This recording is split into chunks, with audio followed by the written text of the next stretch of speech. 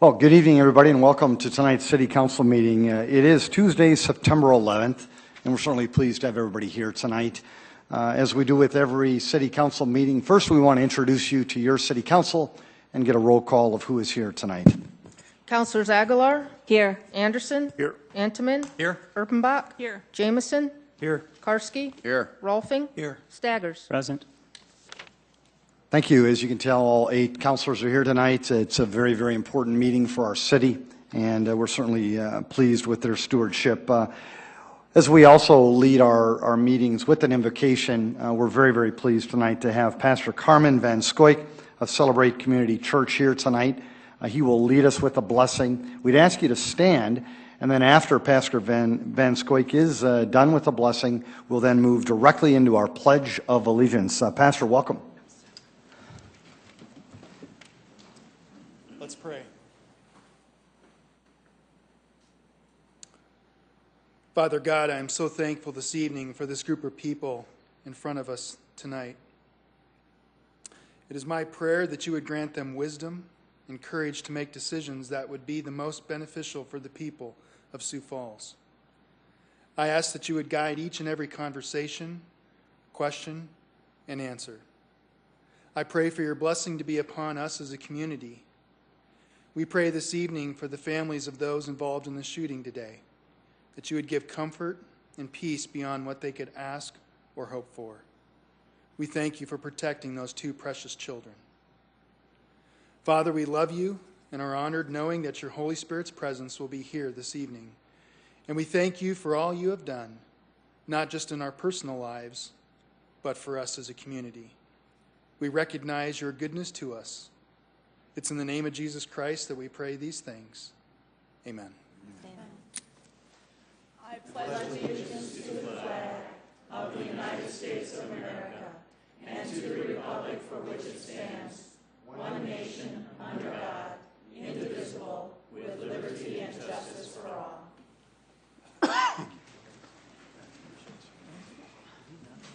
Mr. Mayor? Yes, Councilor. I'm wondering if we might have a moment of silence for in remembrance of 9/11 and those people that were sacrificed literally in the Twin Towers and at Pennsylvania and in Pentagon, and also those who ran in and gave their lives to try to save them. Councilor Rolfing, very, very appropriate. With that, if we could have a moment of silence in remembrance of the victims of 9/11.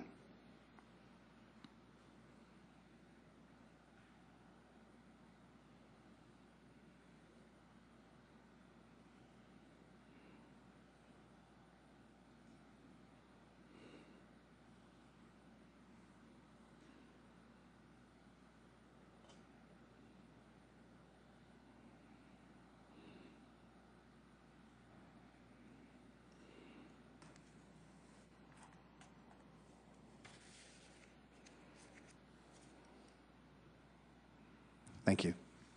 Thank you. We'll now move on to tonight's meeting with our consent agenda. Council, any changes or motions on tonight's consent agenda? Move approval, Aguilar. Second, Karski. Councilor Aguilar has made a motion to approve tonight's consent agenda, seconded by Councilor Karski. If there is no discussion, a roll call vote, please. Councilors Anderson. Yes. Antomin. Yes. Erpenbach. Yes. Jameson. Yes. Karski. Yes. Rolfing. Yes. Staggers. Yes. Thank you. That is passed 8-0. Now move on to tonight's regular agenda. Move to approve, Erpenbach. Second, Anderson. There's been a motion by Councilor Bach to approve tonight's regular agenda, seconded by Councilor Anderson Jr. Is there any discussion on this? Councilor Erpenbach? Yes, Mr. Mayor, I'd like to make a motion to amend the regular agenda by placing item 8 before item 7. Second, Rolfing. There's been a motion to amend tonight's regular agenda by placing item 8 before item 7. This was made by Councilor Erpenbach, seconded by Councilor Rolfing. Is there any discussion? A roll call vote, please. Councilors Anderson. Yes. Antomin. Yes. Erpenbach. Yes. Jameson. Yes. Karski. Yes. Rolfing. Yes. Staggers. Yes. Excuse me, Mayor? Yes. I have not voted. Councilor Aguilar. Aguilar. And Councilor Aguilar. Yes. Very good. That is passed 8-0. We now have an amended motion for tonight's regular agenda. Any further discussion? Hearing none, a roll call vote, please. Councilors Anderson? Yes. Intiman? Yes. Erpenbach? Yes. Jamison? Yes. Karski? Yes. Rolfing? Yes. Staggers? Yes. Aguilar? Very good. That is also passed 8-0. We now have a regular agenda, and we're ready to move on with tonight's business. Again, folks, we'd certainly like to welcome all of you here tonight. What a great crowd. I think it's a testament to how much the people of this town care about what happens in their government. You actually have an opportunity to also engage your council if you want. We'll have a couple of opportunities to do that. First of all, if there's an item that is on the agenda later on, for example, I would expect most of you are here for tonight's budget discussion. We would ask that you hold your comments in regards to the budget until that item comes up tonight. However, if there's an other item or another topic that you want to talk about involving your city council or involving your city, we'd ask you to come forward now.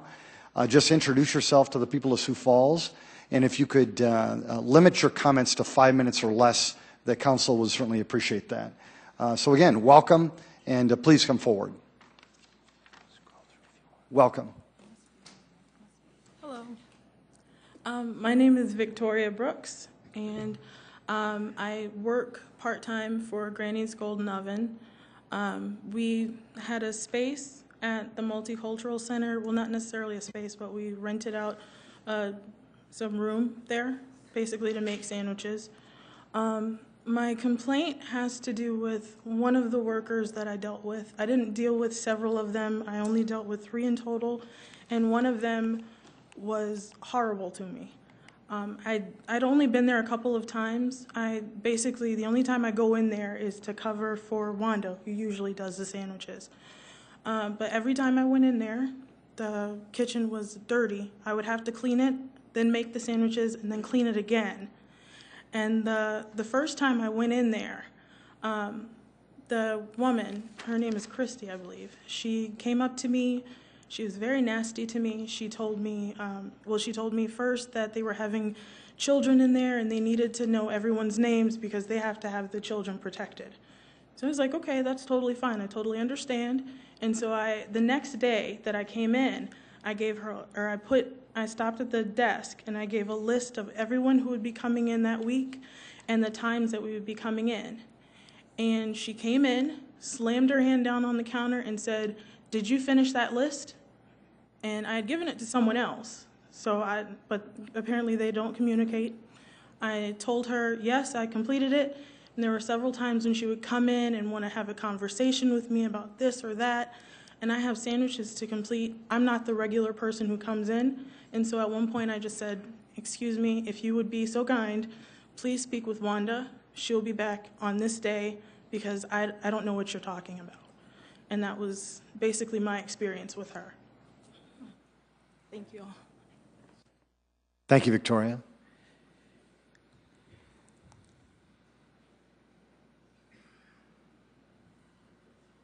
Hello. I hope you would indulge me just for one moment. I just want to read something to you. Ma'am, we certainly will. If you could just give us your name, please. Okay. My name is Wanda Hariri. I'm an employee of Granny's Golden Oven. And the reason why I didn't want to give my name first is because I wanted you to, a letter that Christy, who's the director of the Multicultural Center, sent to us, identifying the reasons why she no longer wanted us there. She referred to me as the woman in all her conversation in the letter. And I've been there over maybe 1.5 years. And it's been terrible. You know, like she said, the kitchen is always dirty. Then you clean it. And then when you leave, you clean it again. And she complained that the kitchen was never cleaned. You know, and then she complained to me that she normally gets $35 an hour, whereas we were only paying $140. So she really, needed the space because she could make the money. And even when I went to the kitchen, they could be someone else could be in there working. So I would have to find a spot to do my sandwiches. And it got worse. Actually, towards the end, she would assign one of her workers to follow me. Now, if I was there an hour and a half or 2 hours, one of her workers would stand in the corner and watch me, as if I was a common criminal, as if I had committed a crime, which I had not. And I asked them, I said, well, why are you watching me? And first they said, well, because we have children and we have to maintain their safety. And I explained to her, I said, listen, I'm a CASA volunteer. I have clearance. I worked for the department, for the school system. I said, I have clearance. And I said, so you can check these. You don't have to follow me, the entire time. So the last few months I was there, I was working in a hostile environment. And in the letter, once you read, if you were to read the letter, and this woman who was referring to me as the woman is the director, not a common Joe, someone off the street. She's the director of the Multicultural Center, someone who was hired to embrace diversity, to bring the different cultures together. And let me tell you tonight, I've been in Sioux Falls for 21 years. I worship here. I work here. My children attend school here. And never have I felt so discriminated against since being at the Multicultural Center. Okay, so I just want you to know this is what is going on there. And I thank you for hearing me. Thank you, Wanda.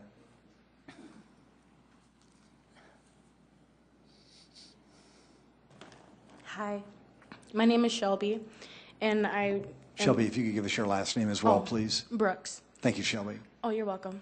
And I do work part-time at Granny's Golden Oven. And at the time that we were getting put out of the Multicultural Center, I was asked to go and get everything that was ours there. I had went to go pick up everything, and I was given boxes, and they weren't actually given to me. They were almost thrown at me. And I can't remember what the guy's name was, but he came to the front desk, and he just threw a box on the counter. And I said, do you mind if I go back there to, double check, make sure, this is all of our things? He said, no, you cannot go back there at all. These are all your things, and that's it. And then he threw another box, and he said, these were all the cold items, and we have kept them cold for you. And I went through the box, and I said, okay, well, do you mind if I just take a double check? I just want to make sure that everything's there. I don't want to have to get complained at because not everything that is ours is in these boxes. He said, no. He's like, you are not going back there, and I'm not allowing you. And my attorney had told me that you were not allowed back there to get anything of yours. You should have been here before to get everything. So if things were left there, I had no idea if we had gotten everything or not. I didn't feel like it was in his, it wasn't courteous of him to just kind of snap at me in a way when I really didn't know what was going on. I was just told to come, hey, I'm busy, can you go pick up the things and make sure that we have everything. Other than that, just the way that he was talking to me, it just made me feel uncomfortable, made me feel just like he was just rude and disrespectful towards me, and I had done nothing to him at all. And other than that, and I was there when Wanda was working, and we were making sandwiches together, and there was people sitting in the corners watching us and asking us, okay, are you guys ready to go back there? We always go back there by ourselves. If people were back there working, we'd have to find a space. If there wasn't, then we almost had the kitchen to ourselves. And yes, we had to clean up before we got there. We had to clean up after we were done. And that was an everyday process. There was never a time that you've actually went in there when anything was clean or anybody was actually giving you any type of consideration of any type of respect. It was always disrespectful every time you went into there. And when you walked up to the counter, you could just feel the bad vibe coming from all the workers that you just felt unwelcome. You felt like you weren't wanted there, even though you were there because you were renting out that space. That was basically your space. It didn't feel like that. I felt like our space was getting invaded by somebody who was not renting out that space. And that's all I have to say, sir. Thank you, Shelby. You're welcome. Yes, my name is Daniel Brooks, and as you see, the family own the business of Granny's Golden Oven. And some little history of Granny's Golden Oven. We had 2 locations which we had to relocate to. One is 18th and Grange. When Sioux Valley Hospital bought the property across the street from it, they tore down the building, and we moved to another location, which is on 41st Street. And then Pizza Hut tore down the building, and then we decided to not redo the building until we can find a permanent location. But meanwhile, what we decided is to keep one contract. This one particular contract is dealing with the government, and it requires us 15 minutes to 45 minutes to prepare cold sandwiches. No cooking, no baking. All we're doing is putting meat on the bread, and that's it. Sometimes we have 1 sandwich, which takes us 5 minutes. Sometimes we have 10 sandwich, which takes us 45 minutes. At worst case, there may be 20 sandwich. That happens Monday through Friday, sometimes. Some days we don't even show up at all. Multiple days we don't show up at all, depending on the flow. If there's a cancellation, we don't show up at all. This went on, so when I made the agreement with Christy, she said it was fine, $140 a week. And what we explained to her is that because of the $140, we were also neaten up the kitchen. If we see rotten food in the refrigerator, we would take it out. If we seen outdated milk in the refrigerator or cold cuts that's been there for months, we would take it out and we would wipe the refrigerator down. We would wipe down the counters. We would neat up the place. Does not mean that we're going to clean up after she rent out the kitchen, but we will keep it neat in order. This went on for some time, and I don't understand how it flipped on us. And I tell you that I'm not here because of an eviction note that they gave us a day after they locked us out. I'm not here because of that. I'm here because of the disrespect. I've been a part of the Multicultural Center for quite some time. If you look in the back of the Multicultural Center, there's a water tank back there. And what happened with that water tank? Kadir needed a hot water tank to take out to the park on one of his multicultural events. He didn't have no way of getting the hot water out there. And I had an electric hot water tank. I jerry-rigged up the hot water tank so that water would flow through and give him hot water on the other end. That was me, Multicultural Center, who I helped. And now it comes to this. When we have a director in there who has no conscience of how to deal with people, no understanding of bringing a multicultural center together where it's going to enrich the community, enrich the people. We came to the Multicultural Center for help. We've been abused. My sister is 60 years old, and for her to stand in front of you and tell her she never felt this way before is a shame. And I know other council members who's been sitting on this board and who's been involved in the Multicultural Center, who worked in the Multicultural Center, who helped build the Multicultural Center, so it can be that type of community asset that where people would love to come there. Now, I have a 10-year-old niece who is afraid to even go in there because she said these people are hostile. And we're talking about the director. And this is who she's referring to. I mean, what do you mean the director is hostile? She treated my grandmother like she was nothing. She disrespected my grandmother. This is a shame. And like I'm saying to you, the business part of it, if the $140 was not enough, in which she wrote me and says she got 6 items here, and there's so much disrespect in this letter. The woman did this. The woman. My sister been working next to Christy, who Christy claims that she had several meetings with. And all of a sudden now her name is the woman. We don't know who the woman is. My sister's name is Wanda. Who is this woman? We don't even know. And I have spoken to several people to try to understand why is it that she evicted us out of the Multicultural Center. Now, I understand there's a lot of stuff that's here that she wrote here. I went over this stuff with my sister, and my sister told me this is all lies. Why would she want to lie like this? I don't know, Mr. Mayor. I really do not know. And I don't even know how to place it. But I do know my family's character. I do know our sense of pride in what we do. And for her to be saying this thing, I have no idea. If she wrote in here one time, we broke the cabinet. I would have took $500 out of my pocket and bought a new cabinet if that was the issue. The cabinet, I can make a new cabinet if that's the issue. We have our own license. We have our own health inspection. So far as what we do as far as our health inspection and our license is on Granny's Golden Oven. I mean, we carry a 95% health code, and we've been doing that for years, even before we went to Multicultural Center. So whatever we've been doing as far as health and in the health code and the state and the city health inspection, we have been rated at 90 to 95%. And because we deal with the government, it requires us to stay at an A+ or 90 and above. So I don't even understand that part of the letter.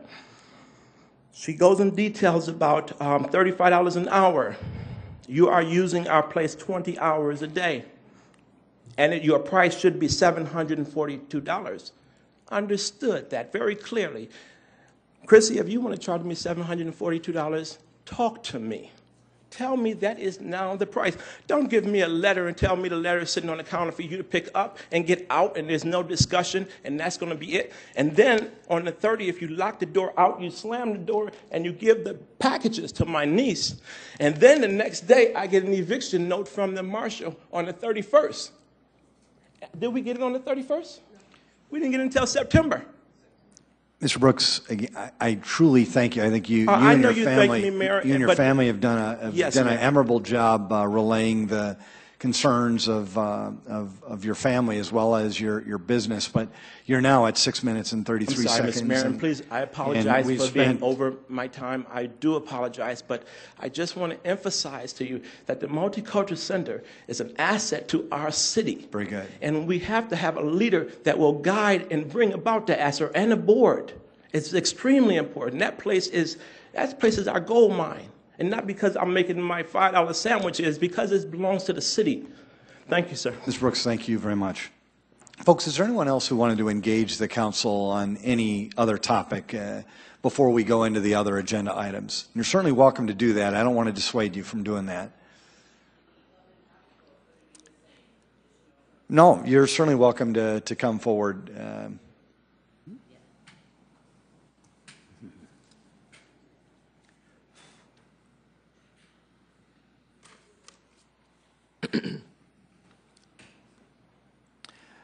Ma'am, if you'll just come right up to the podium here, please. Thank you. Sorry. No, that's okay. And if you'll just relay your name to the people of Sioux Falls, we'd appreciate it. My name is Debbie Brooks. Thanks, and, Debbie. Thank you for letting me share some things with you today.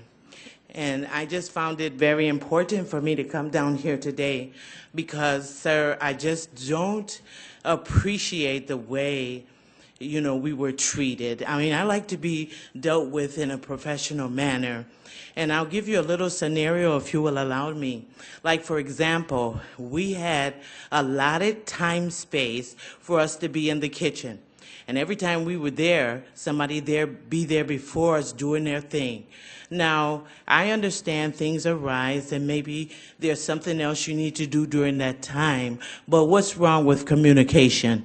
Why couldn't you have pulled us to the side and said, we're working on this or whatever. We need you to share the kitchen with someone else. That was never stipulated to us. We would just walk in, find other people there, and then try to find a space to do our work. And then not only that, that was bad enough, but we would have to clean behind other people in order to do what we needed to do.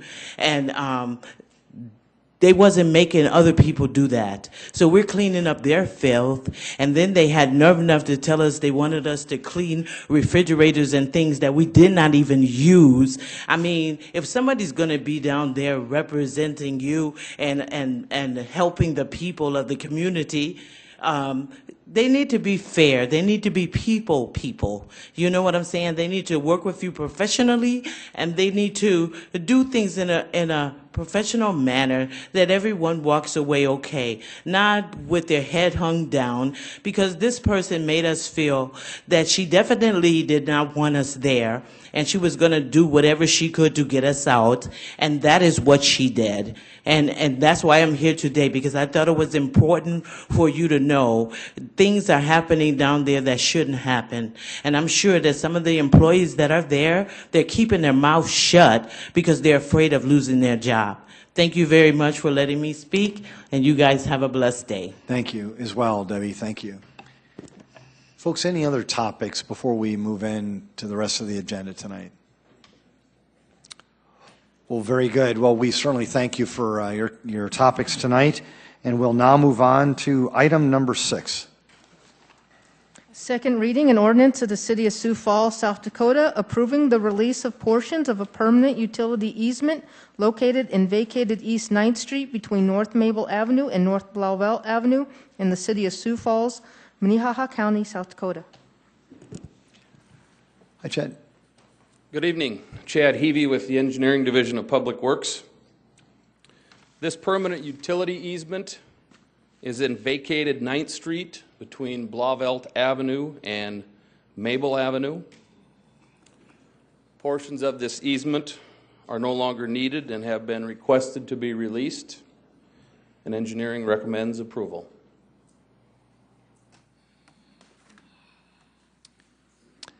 Folks, this is a second reading. If there's anybody who wants to address the council on this topic, you're sure welcome to do so. Very good. Council? Move to approve, Entenmann. Second, Anderson. Councilor Edmonds made a motion to approve item number 6, seconded by Councilor Anderson Jr. Any discussion? Hearing none, a roll call vote, please. Councilors Anderson? Yes. Entenmann? Yes. Erpenbach? Yes. Jameson? Yes. Karski? Yes. Rolfing? Yes. Staggers? Yes. Aguilar? Yes. Dennis Fass, 8-0. Item number 8. A resolution adopting the budget for the fiscal year ending December 31st, 2013, and the 2013-2017 capital program. Tracy, good evening.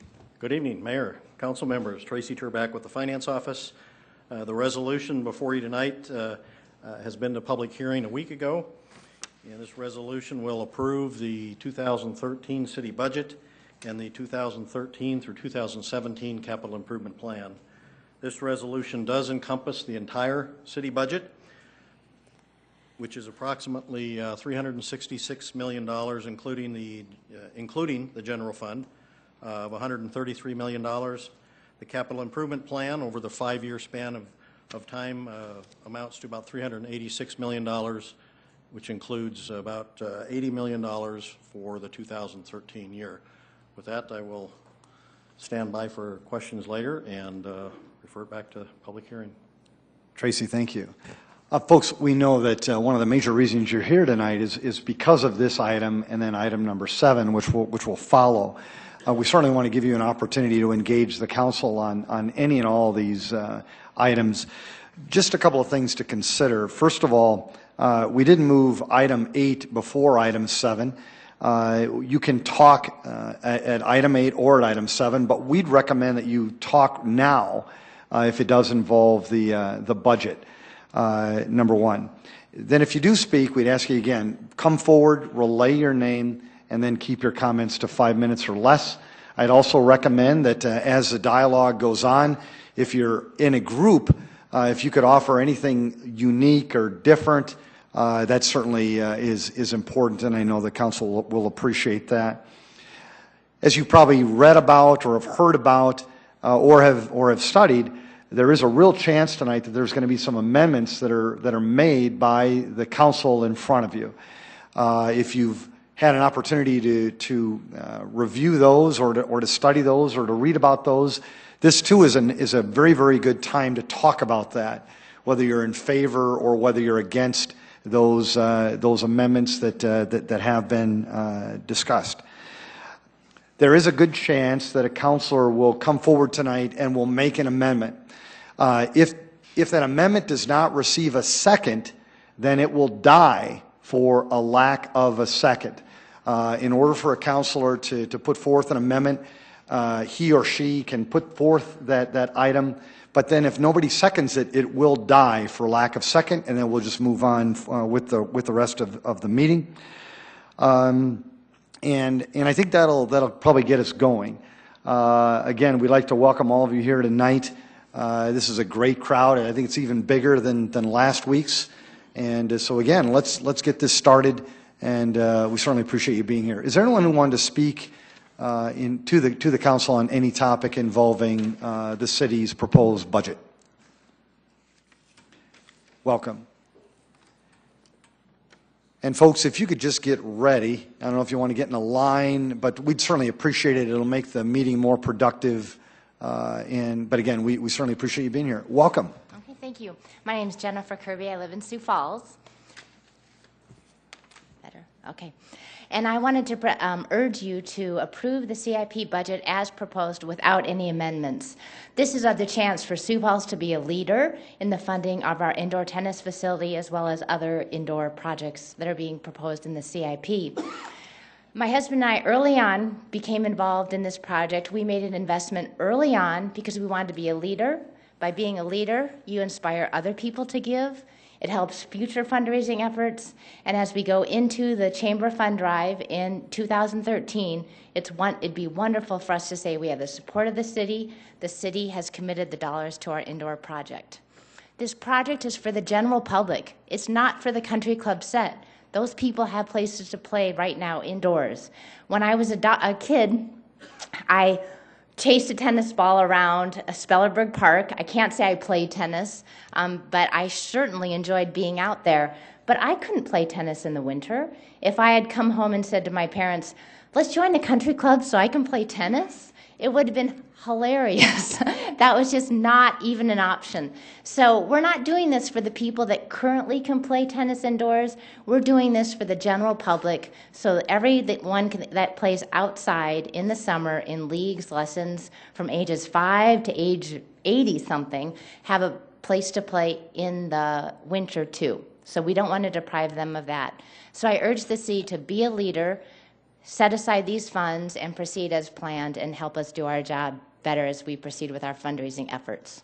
Thank you. Thank you, Jennifer. Welcome. Good evening. My name is Becky Blue. I live in rural Sioux Falls, so I'm in between two great cities, Sioux Falls and Brandon. So I am here representing the Brandon Tennis Association. On behalf of the Brandon Tennis Association, I would like to voice our full support for the indoor tennis facility.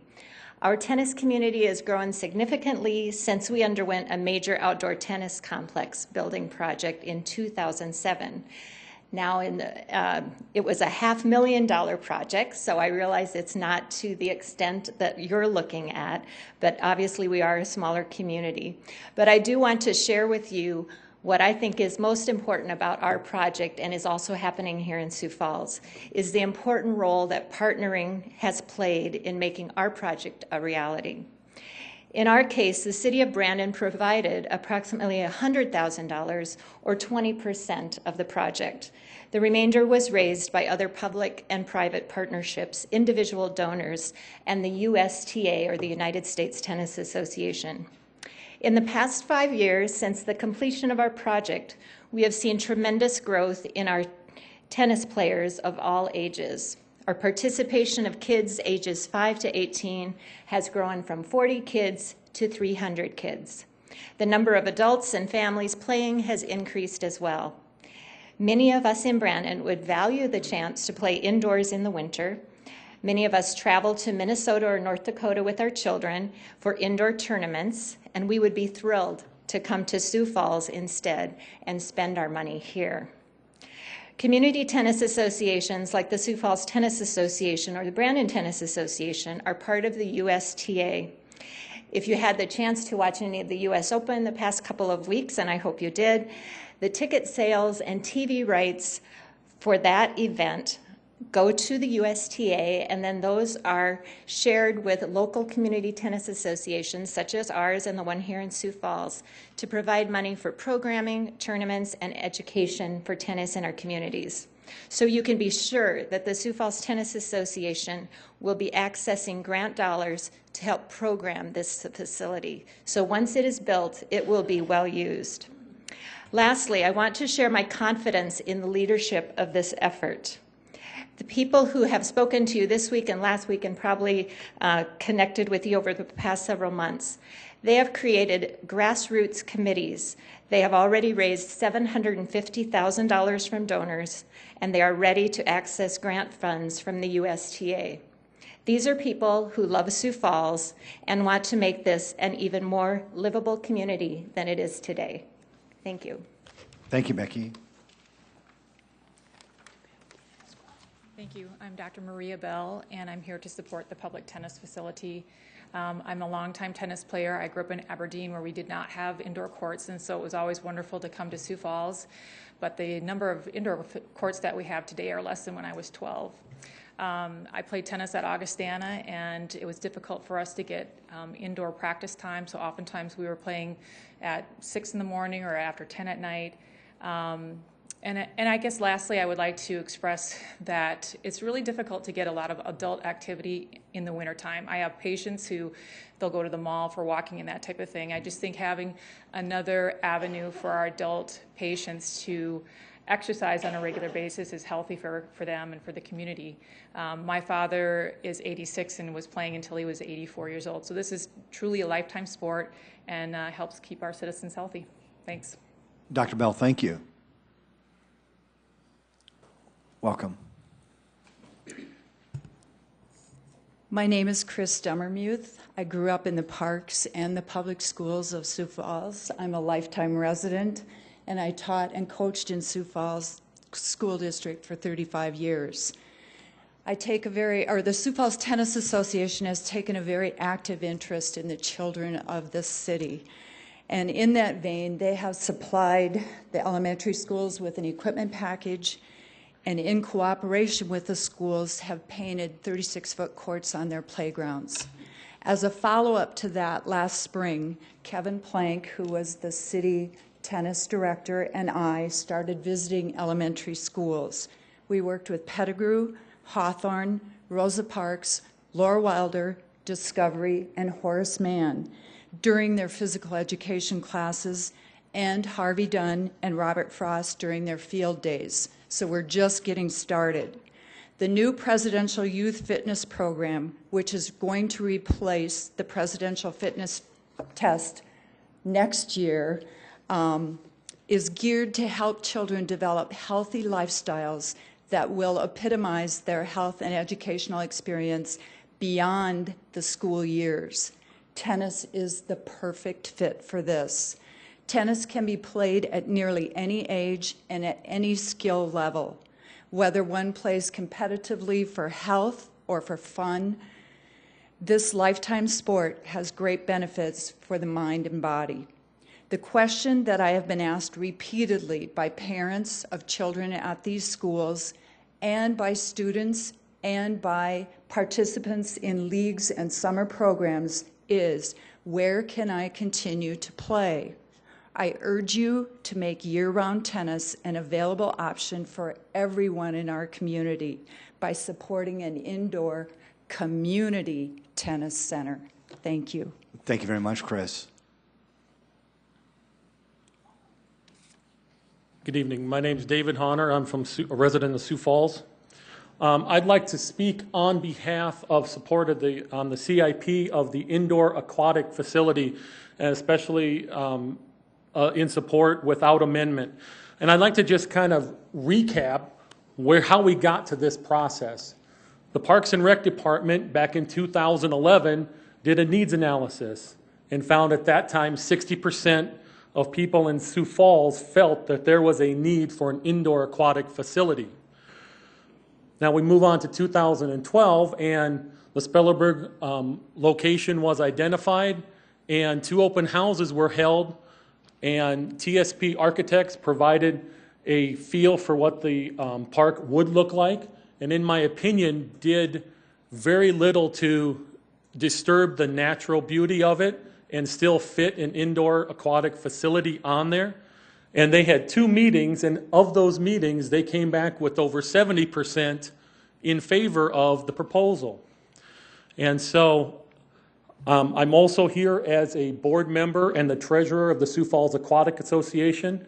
We are an association that has started the process of assisting with the fundraising to be able to bring an indoor aquatic facility to Sioux Falls. And I just want to make one last comment about the economic benefit that swim meets have for the city. This last summer, we had 400 swimmers came to Frank Olson Pool for a swim meet. Over 150 of them came from Nebraska, Minnesota, North Dakota, and Iowa. They spent 4 days here in our hotels. They ate here. They got gas here. And that's not even counting the ones from around the area that come here. So this is a very good proposal, I believe, that the Parks and Rec has put forth to their board, and their board has brought to you, and I urge you to support that. Thank you. David, thank you. Welcome. Hi, my name is Virginia DeBoer, and this is my son Landon. He's 10, and this is Aiden. And we are here to ask you to pass the amendment, or not the amendment, but I don't know the wording, I'm sorry. But these are 2 tennis players in Sioux Falls. I grew up in a blue-collar family outside of Detroit. My father was a Chrysler employee. My husband's father was a Morels worker, and my husband actually grew up playing tennis because he had the courts right behind his house. He grew up in Brandon. We didn't know anything about lessons or anything. My husband has been teaching the boys how to play tennis, and he's been phenomenal. But this tennis court that you guys are talking about, we are now not part of blue-collar families, but we were raised in that. But we feel that this is so important. Athletics is so important. Mr. Staggers, you're one of my neighbors. We live right about 3 houses from you. I see you walking all the time. I know that you think it's important too.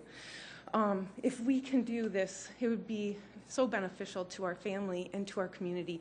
And for business-wise, it would be amazing, because I know right now people keep saying you have to go to Minneapolis for tournaments. We could have tournaments in Sioux Falls. How awesome would that be? Anyway, thank you, and I don't know, do you boys want to say anything? They were like, don't. Thank you. Virginia, good job, and your boys are proud of you. Good job. Welcome. Hi, my name is Jody Fleischacker, and I would like there to not be an amendment to the agenda regarding Spellerberg as a location of the Indoor Aquatic Center. Spellerberg is a nice park, but it could be utilized far more by replacing the existing outdoor pool with the proposed Indoor Aquatic Center. Trees will be replaced. The playground, basketball, and tennis courts will all be located on the north side, making it easier to watch children there. Some people in the neighborhood are going to dislike change, but change will benefit greater numbers of people in the city than not. I have a drainage pond right across from where I live. It used to be a small field where I played as a child. Did I like the change? No, I did not. But over the years, I realized it was for the greater good of the neighborhood. The proposed indoor aquatic center at the current Spellerberg pool, location has been presented to all of you. The proposed costs and plans, as much as have been able to be planned to date, have been discussed.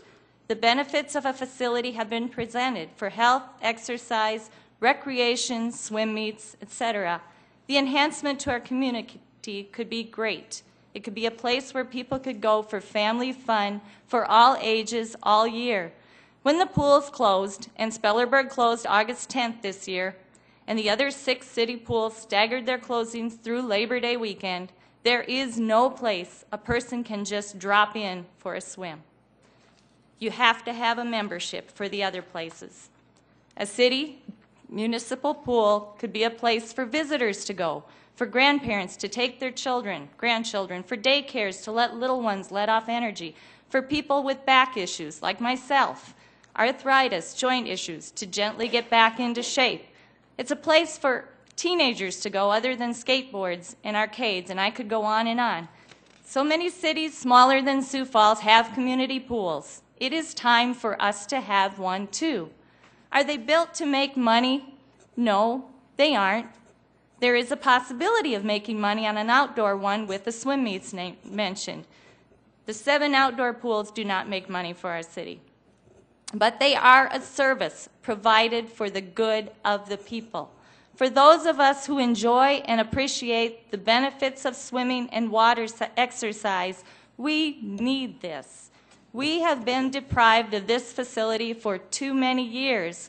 When our outdoor pools close after maybe 3 months of use, give us a place to continue to swim that is affordable and available to all. Give us a city-owned and run indoor pool. It is time. The location proposed at Spellerberg is more ideal than a pool put out in the boonies, too far for most to go. There is a place and there is space at Spellerberg.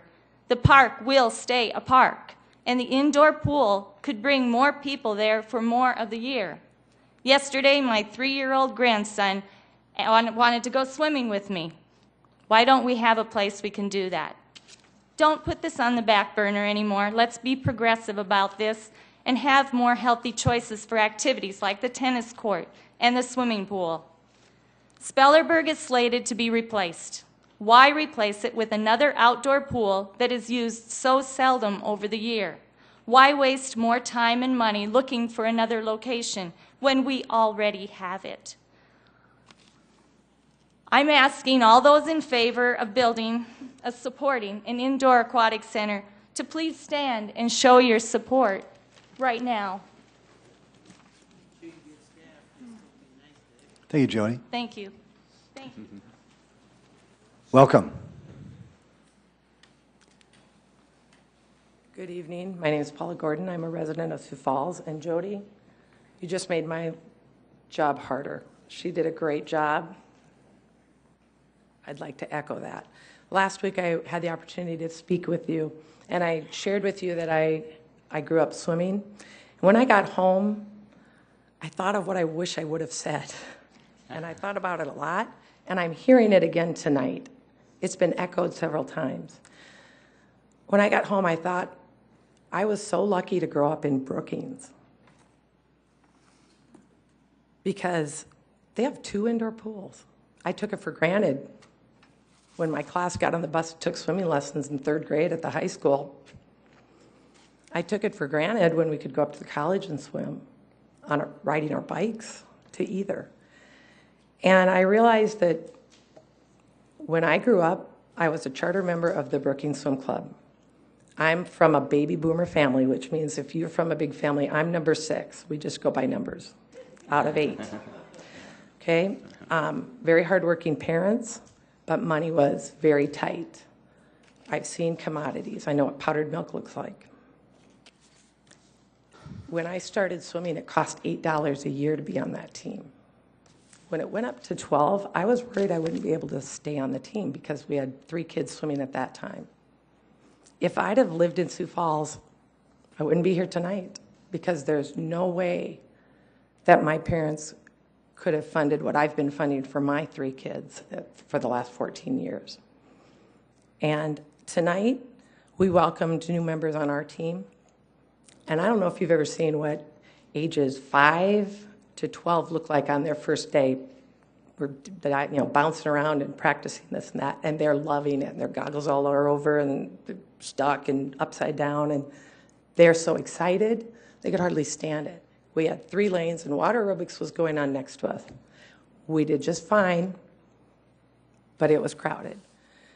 And I don't ever want anybody to feel like they wish they'd grown up in Aberdeen or Huron or Mitchell or Rapid City or Britain or whomever else has more facilities than we do. And it's time that we provide for all of our families, not just those of us who can write the check, but everyone. And I'm very grateful I'd be very grateful if you'd pass the budget as written. Thank you. Thank you. Welcome.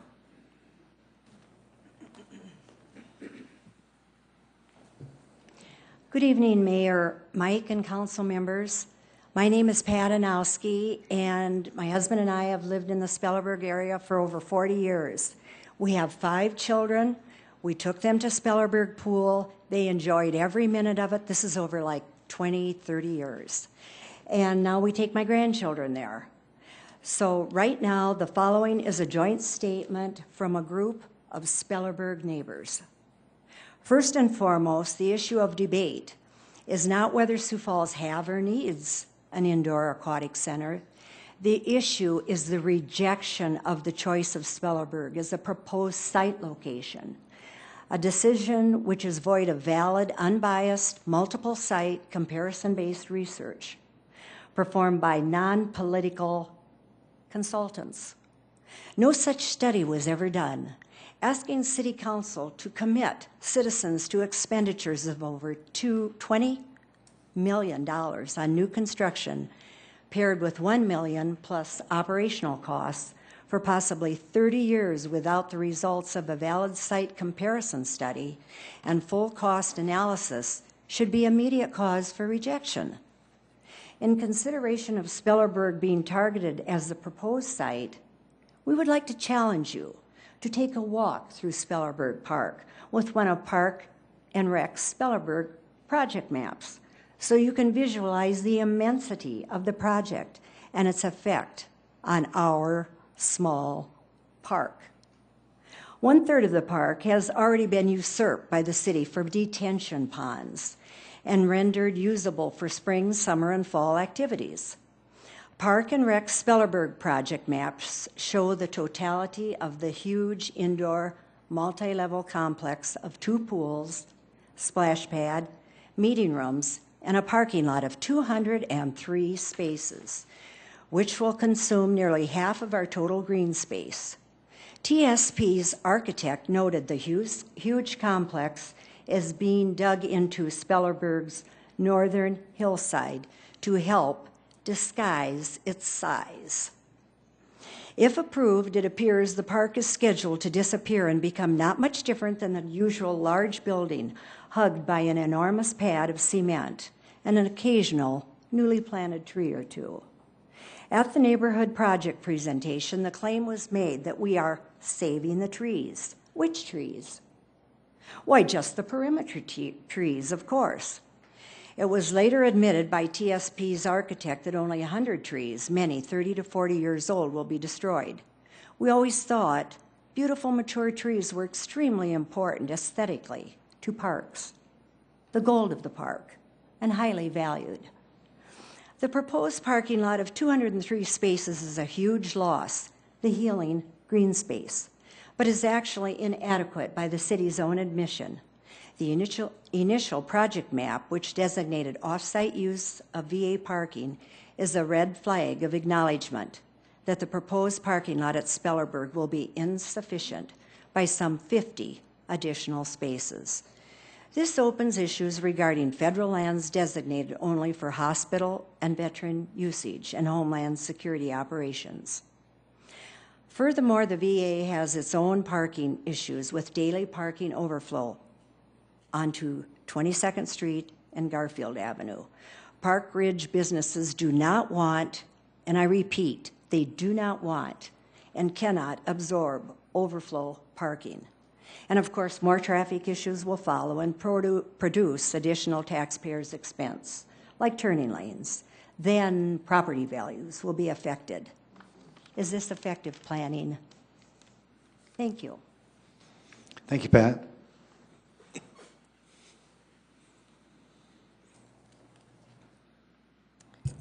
Mayor Huther and council members, I'm Mary Roberts, and I live at 2100 Ferris Avenue. It's just south of Children's Care Hospital.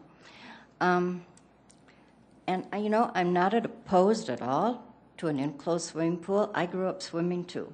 I just want to throw that in for the people that might think I'm against it. In 2008, nearly $50,000 was invested in renovating the Spellerberg tennis courts to include the Quick Start courts. Current park and rec plans will now destroy these courts and rebuild them on the only remaining level land in the park, which is a heavily used picnic area directly south of the playground. Therefore, we will spend another $50 million or more to rebuild these courts, plus sacrifice some of the shady area that is so much used.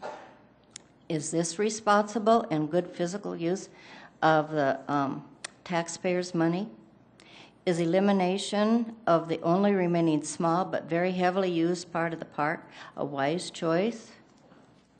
Furthermore, to accommodate the huge aquatic complex, reconfiguration of the park will push and compact all spring, summer, and fall outdoor activities into a very small northern edge of the park bordering 22nd Street. The detention ponds are not a usable space. Those very detention ponds force soccer teams to leave Spellerberg Park.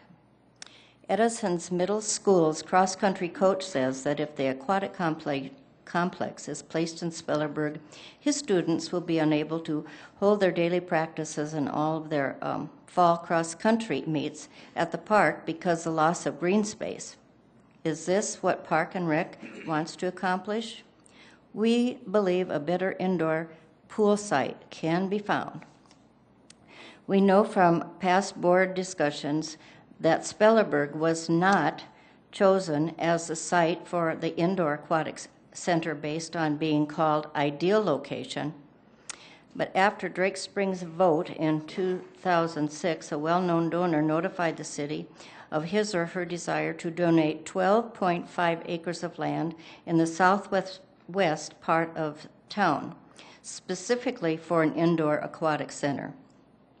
The park board officially planned construction in 2014 on this 12.5 acre site. Swim Pass data in 2006 revealed that 78% of all Swim Pass holders lived within the 2-mile radius of that site, which incidentally is not served by the city bus service. In 2008 and 2009, however, the offer was withdrawn. At this point, the park board turned its focus to Spellerberg. Again, not because Spellerberg was the proven ideal and best location of an indoor pool, or that a comprehensive comparison study of potential sites was conducted by an independent analyst, but because it simply was the next pool in need of replacement. Is this really a responsible decision about the facility that is going to cost taxpayers over $20 million in connection with cost-paired, highly significant and ongoing operational expenses? Thank you for hearing us. Thank you, Mary. Ma'am, if I could just have you stay and then have you folks come up. They've been waiting in line for a long time. I'd appreciate it. Welcome. Thank you. My name is Thea Miller-Ryan. I live at 1213 South Jefferson. I'm a block north of Spellerberg Park. I want to start today by saying that I'm really proud of the way that our first responders handled the crisis in our city today. And we aren't a small town anymore, as much as we would love to think we are. But today was a really great example of how prepared we are to handle what should be, what is a big city now. And I'd like to thank the Sioux Falls Police Department for what they did. Today's event was a perfect example of the kind of city in which we live.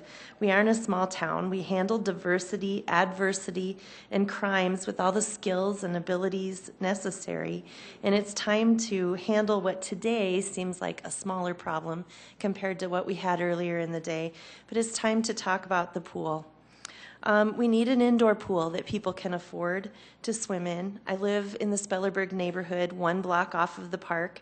I am not opposed to the necessary growth our city needs. We need an indoor pool. Our city excels at public and private partnerships. I know that a lot of you love the partnerships that we have with different organizations.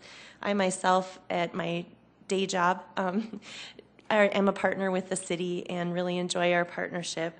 I think that a partnership with public and private, as could happen with this pool, would be a great way to show other cities why we're not just number one in population, we're number one in the state for a good reason.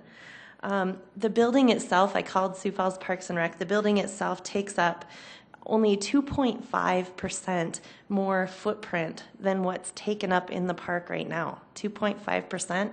I'm happy with that amount of green space. Let's be long-term thinkers.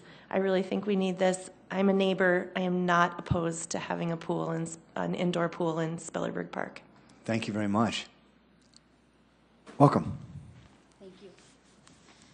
My name is Jessie Schmidt, and I too am a neighbor in the Spellerberg area. And I just want to thank all those that have come out and support tonight, but I do want you to hear from the neighbors that are supporting the project as well. I think oftentimes we're so fortunate that we live in such a great and progressive city, and I wish all these people were here for the pool, but I know they're here for hockey and tennis, and I think that's what makes Sioux Falls so unique, is that clearly we are able to bring public and private partnerships together, and it really makes us excel in so many things, and certainly as we look at our youth going forward. And I think we need to do this exact same thing when it comes to speaking about the pool at Spellerberg. I think that neighborhoods are dynamic. They are not static. And once you move in a neighborhood, and just because you live there 20, 30, 40, 50 years, we can't expect it to stay that same way. We see that with hospitals and universities and colleges across the city. And we hear from neighbors all the time that they want their neighborhood to stay the same way it has been. And while that's nice, that's a small town, and we're no longer that small town. We need to be forward-thinking. We had the opportunity to put an aquatic center in before, and unfortunately we weren't able to do that. So I don't feel that Spellerberg is the default location. I feel that it is a prime location. It is fiscally prudent and responsible to take the next step. Spellerberg needs replacing, clearly. There's no question about that. So we need to put a significant investment in there anyway. Why don't we do something that can have year-round benefits for all the neighbors and certainly for the entire city? So thank you. Thank you, Jessie. Welcome. Hi. I actually have a handout for you. Can I Sure. pass it out?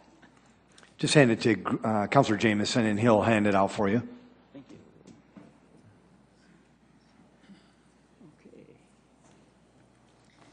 My name is Katrina Lair-McKinney, and I'm a board member of the Sioux Falls Aquatic Association, and I also work for the ad agency Fresh Produce. Our internship team this summer of college students actually developed the piece that's being handed out right now. It's the beginning of the fundraising piece for the Aquatic Association. I was asked to join the Aquatic Association board earlier this year because I'm actually a frustrated swimmer here in Sioux Falls. I've been a lifelong swimmer. I grew up on swimming lessons and also swim team in the city of Huron. Over the past 13 years that I've lived in Sioux Falls, I've been a paying member of several wellness centers in town because I thought that that would be the best option for me for lap swimming. And unfortunately, that is exactly where my frustration lies. Swimming is, as you probably already know, one of those activities where if you learn it, you will never forget how to do it. And people of all ages, shapes, and athletic abilities can swim or utilize swimming pools to stay active. The aquatics help people suffering from joint problems and those regaining strength and stability from health issues. I'm actually living proof of this. I swam during my pregnancy up until just a few days before my son was born, and I used swimming and aquatic activity to regain strength after being hit by a car as a pedestrian. That being said, it's been a constant frustration for me to find available lanes during the times at which I can swim from my personal schedule. As a paying member of a wellness facility, not only do I compete for lane space with swim teams, but also water aerobic classes, swimming lessons, and those that just want to hang out in the pool. And unfortunately, that makes it really hard for all of us to get along. I'm frustrated, yet I'm empathetic. I watch 5 to 7 kids from these swim teams sharing one lane. And as a person growing up in a swim team and sharing a lane with 2 or 3 other kids, I know that that can cause injuries as well as frustration. I'm also empathetic for the elderly that so desperately need a place to exercise safely, and the water is the perfect place for them to do that.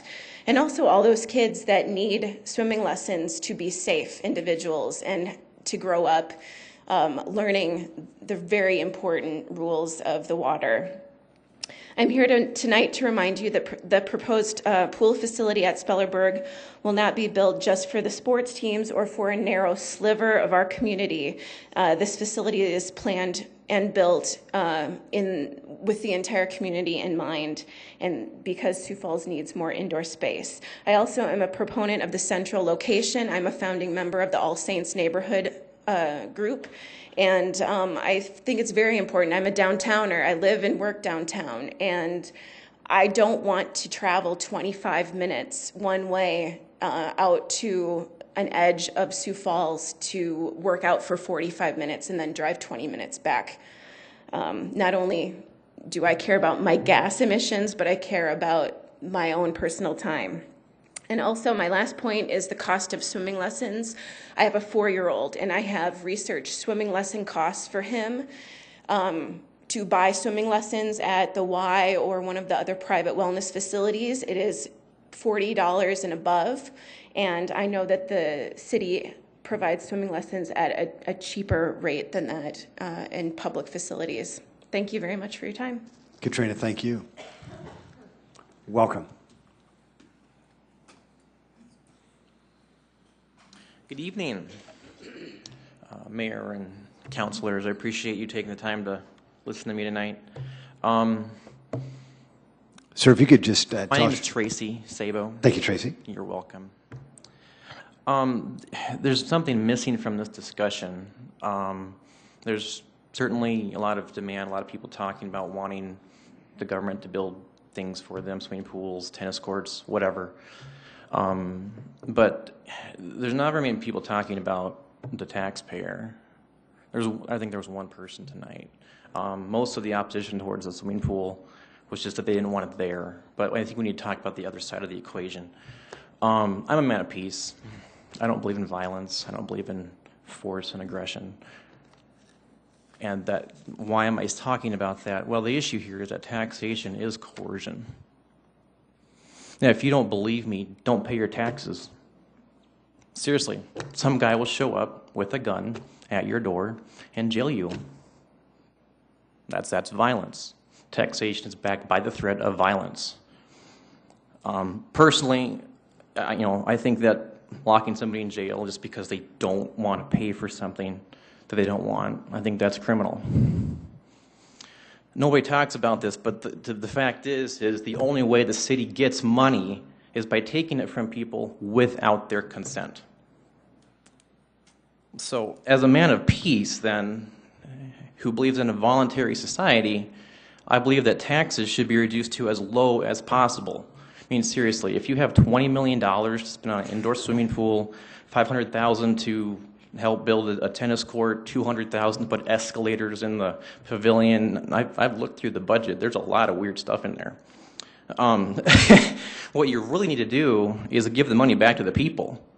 Slash taxes down to the point where you don't need, down to the point where you cover just basic government functions and let the individuals decide how to spend their own money.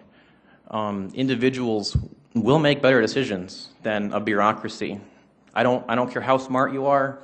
The fact is individuals can make their money and make their decisions a lot better than a group.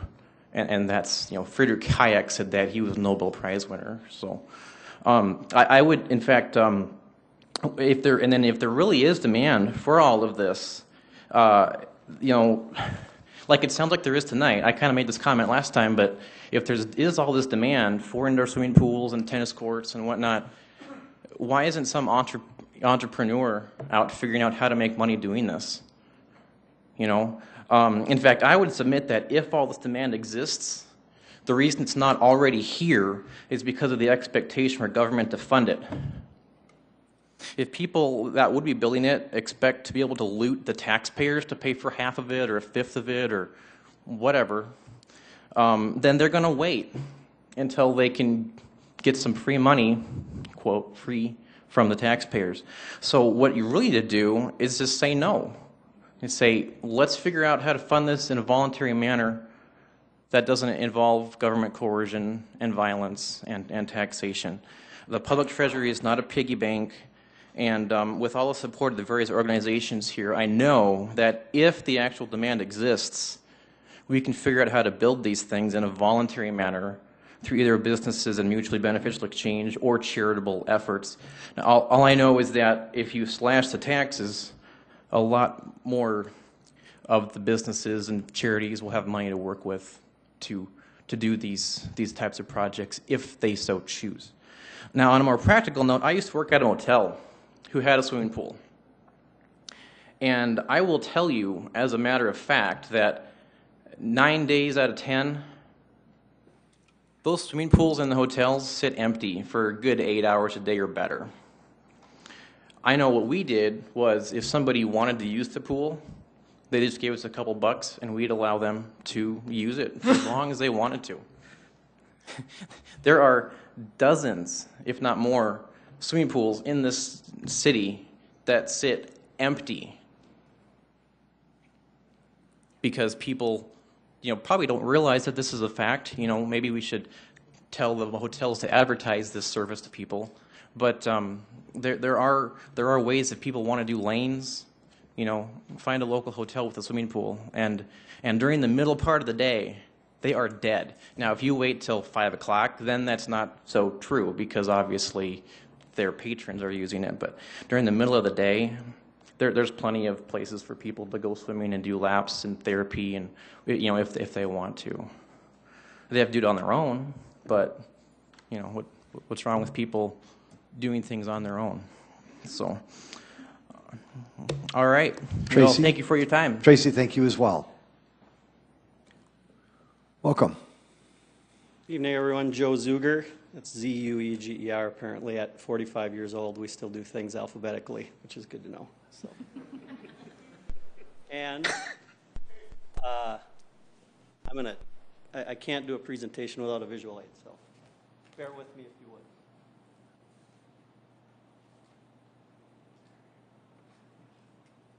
All right.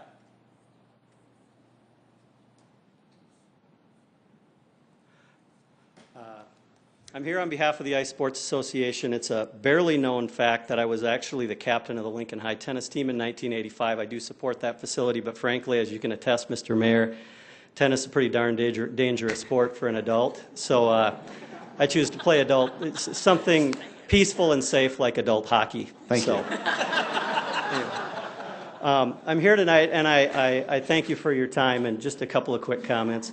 If you would look at our logo, I think there might be a small amount of audience participation here, if you'll bear with me.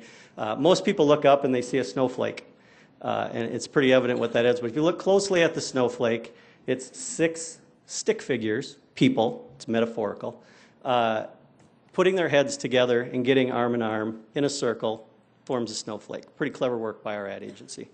And so if you think about those 6 people, there's at least 6 groups tonight that the Ice Sports Association, a lot of people refer to us as the hockey group. I'm a hockey dad, I'm a hockey player. But our 501c3 nonprofit is an inclusive group that's here representing, at a minimum, 6 specific groups. First of all, Sioux Falls Youth Hockey, Mark Arndt, Vince Jones are here tonight, past president of youth hockey and the current president.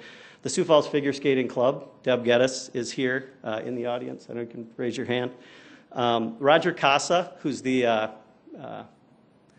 czar, or I don't know commissioner of the Sioux Empire Adult Amateur Hockey Association. On behalf of the boys, girls, and men and women of all of those organizations, we have folks here from the newly formed Sioux Falls Curling Club, Nicole and Emily Roussat. And so that's at least 1, 2, 3, 4, 5. The 5th group is really the people Jen Kirby mentioned, which is The folks that know Sioux Falls can do better. The folks that know that our facilities are inadequate, the folks that recognize that there's not adequate supply, that there's not adequate quality of facilities, and the folks that whether their kids figure skate or whether they recreationally go and skate in circles or they played in hockey, they care enough about this facility to make us, or this community to make this facility a reality, because they realize that as part of the great vision on the north end of Sioux Falls, as we convert a cornfield into an economic development engine, they have an obligation to do it. We have over 135 individuals, foundations, who have given their personal resources to fund this project. This is a very, very exciting week for us. And I want to thank the counselors who we've met with individually over the course of 2 years for listening carefully to the needs. I could get up here and tell you about traveling all over the Midwest and about not having warm locker rooms and all that different stuff, but nobody wants to hear it. Basically, half the people in the room probably already know it. So what I want to do is thank you for your careful consideration of the problem. More importantly, I want to thank you for your thoughtful commitment to the solution, because understanding the problem is only step one. Being part of the solution is really step two. Timing, as they say, is everything. We've raised a substantial amount of money. We have a press conference on Thursday for anyone who would care to show up at the Sanford Sports site at 10:30 to announce another significant donation towards our project. And your commitment, your clear showing of unencumbered, unconfused, unfettered commitment towards our project tonight is the perfect thing we need as we move into the third period of our fundraising, which is the Chamber Community Appeal. It starts for our organization in November, runs through March. And frankly, tonight, this is a very exciting week. I think there's a very exciting future for all of the user groups and the broader public, people who want to have a facility where they can take a girl on their first date ice skating, or they can hold a birthday party, for example. Show your commitment tonight, make it clear, make it official. We're going to go out and get the other 80% of the equity it takes to build this facility. So I thank you for your time to date, and I thank you for your consideration tonight.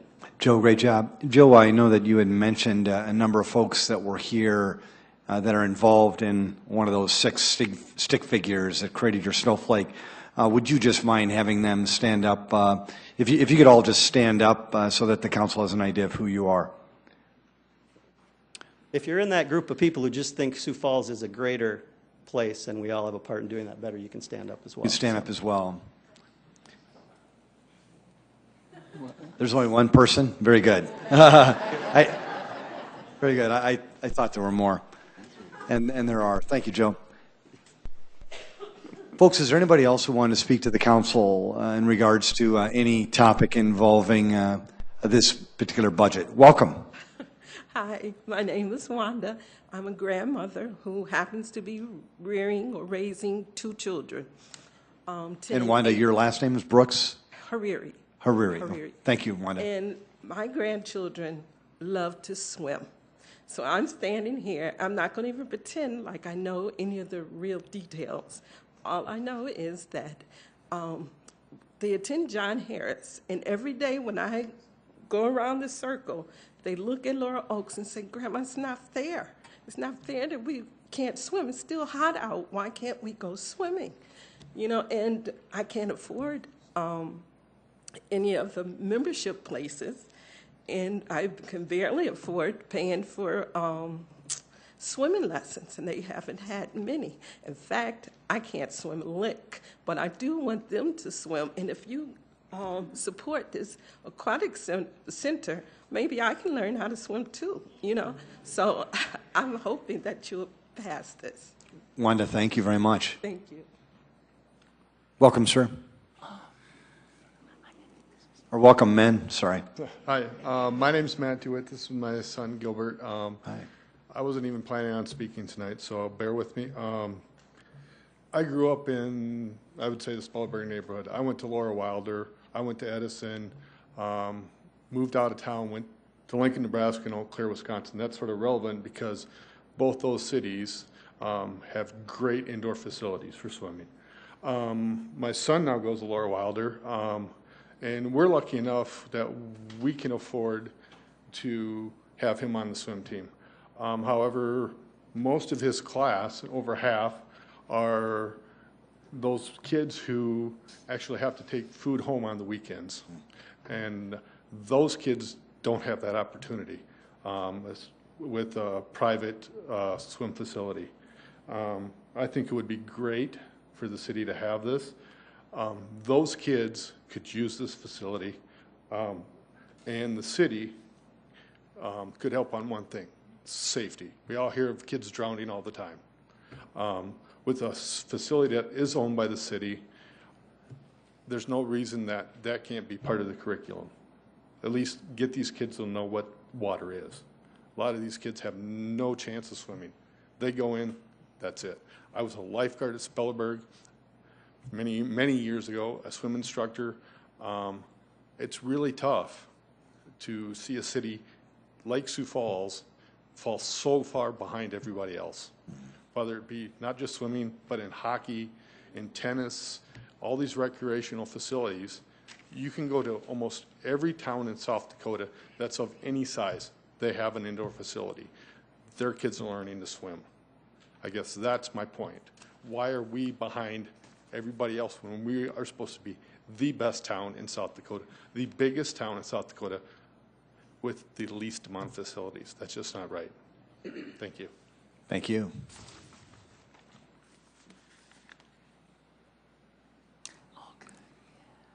Welcome. Thank you, Mayor Huther, council members. My name is Judy Lampert. I happen to be a third-generation person in my home, which was built in 1938 by my grandmother, lived in by my parents and me when I grew up, and I'm back there again. And I want to assure the council members and all of those in the room that just because my family has been in the neighborhood a long time doesn't mean that we don't appreciate progress. The neighborhood was one way when I was growing up. When I came back, it's a completely different neighborhood, and I like it. And my neighbors and I, if we didn't like it, would move away. That does not mean that we think Spellerberg is the correct place for the new proposed indoor water facility. We feel that it is entirely too small, and that should it be built in that location, in just a few years it will be outdated and the city will have spent all of that money, and it won't be the facility that the people of Sioux Falls need. I do have a few comments about some indoor aquatic facilities.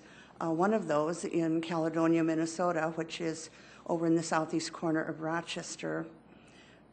Just in June of this year, the mayor, Bob Burns, said, research throughout the Midwest shows there is 93% usage in the summer, countered with 7% usage in the winter, which is when some of your largest operating expenses occur.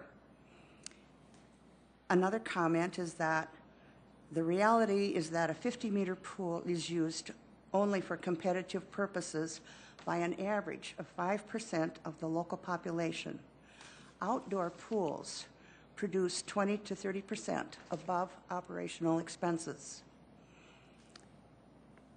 Those types of operational expenses and construction expenses would make one think that perhaps an indoor pool ought to be a partnership venture rather than strictly provided by taxpayer dollars. Additional research shows that municipalities are best served to plan for an ever-evolving market by choosing a site that can be expanded upon.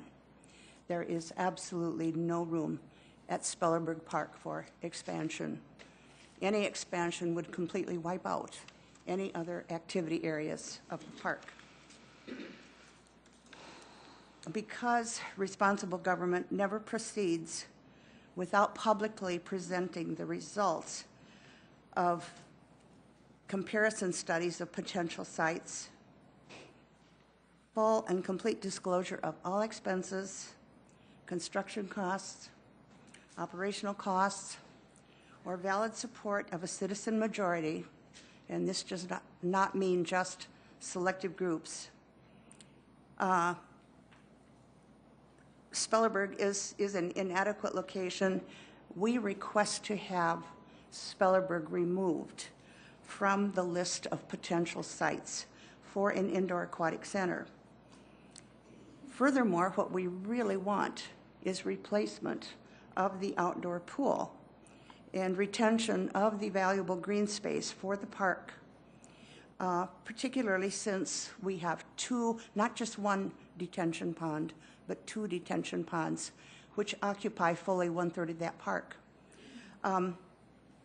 As I say that, we are for progress. We are not necessarily opposed to an indoor pool.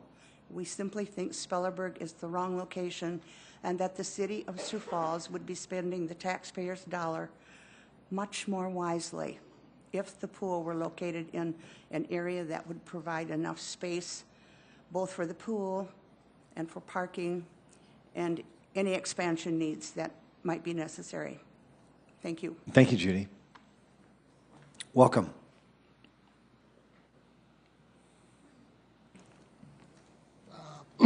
Hello, hi. Dr. Pat Lawler. I'm a Sioux Falls physician, and I wanted to speak to the issue of the aquatic center from a physician's point of view. I think we got a real problem, not just here, but nationally, with childhood obesity.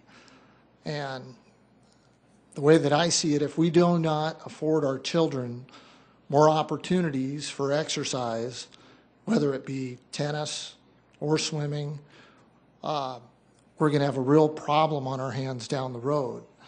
The issue will be not with just childhood obesity, but later on in life, these kids will have problems with cardiovascular problems, pulmonary, endocrine, diabetes, joint problems, osteoarthritis. Anything that we can do to get these kids out, make them more active, afford them more opportunities, particularly in this part of the country where 9 months out of the year it's cold, is a good thing. And that is what this aquatic facility will do.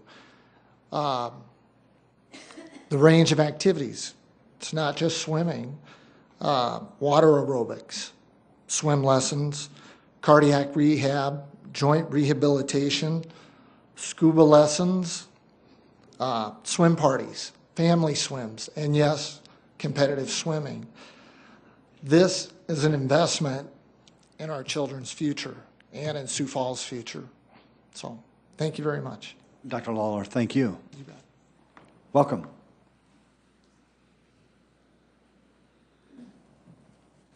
Good evening, Charlie Roberts.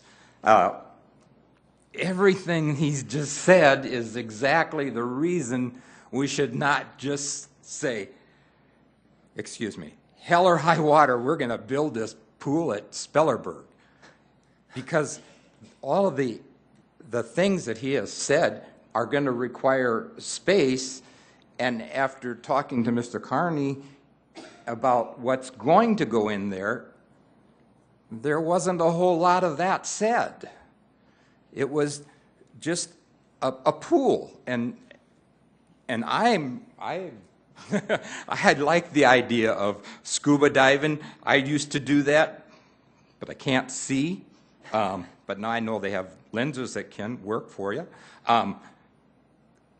All these things are exactly the reason so many, well, it doesn't seem like a lot of us, but why we're saying, hey, let's look at the big picture, see where it's going to go, what's going to happen, what's going to be involved in it, and then let's do like you're doing out to the convention center. Let's do a crackerjack job. Let's have something that we are going to really, man, there are so many things coming around the corner with putting a pool in that area, and believe me, that the neighbors and us, we're not against an indoor pool. We just think with all the other problems and the things, the expansion and so on, please look someplace else before we jump. Thank you. Thank you, Mr. Roberts.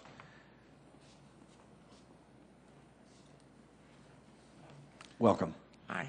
I'm Paula Johnson, and I have not met anybody in this discussion that is against an indoor pool. I think it certainly goes without saying. I'm here to talk about an aspect that I found out when I went to the first meeting. We were handed out these maps from the architect, and what I saw in one corner was that they didn't have all the parking plotted out, but up in the right-hand corner of this, it said VA optional parking. So here we go. I'm a veteran. And I have to say that I thought it was kind of nervy of them to write that in, because I contacted the VA afterwards, and the director of the hospital had not been contacted prior to this being released. The fact is, the architects have said that they don't have enough land for all the property, or for all the facilities. And the fact is that you want this facility to be very successful. You want it to draw people from all avenues. You want it to have not just 1, 2, or 3 tournaments. You want a lot more.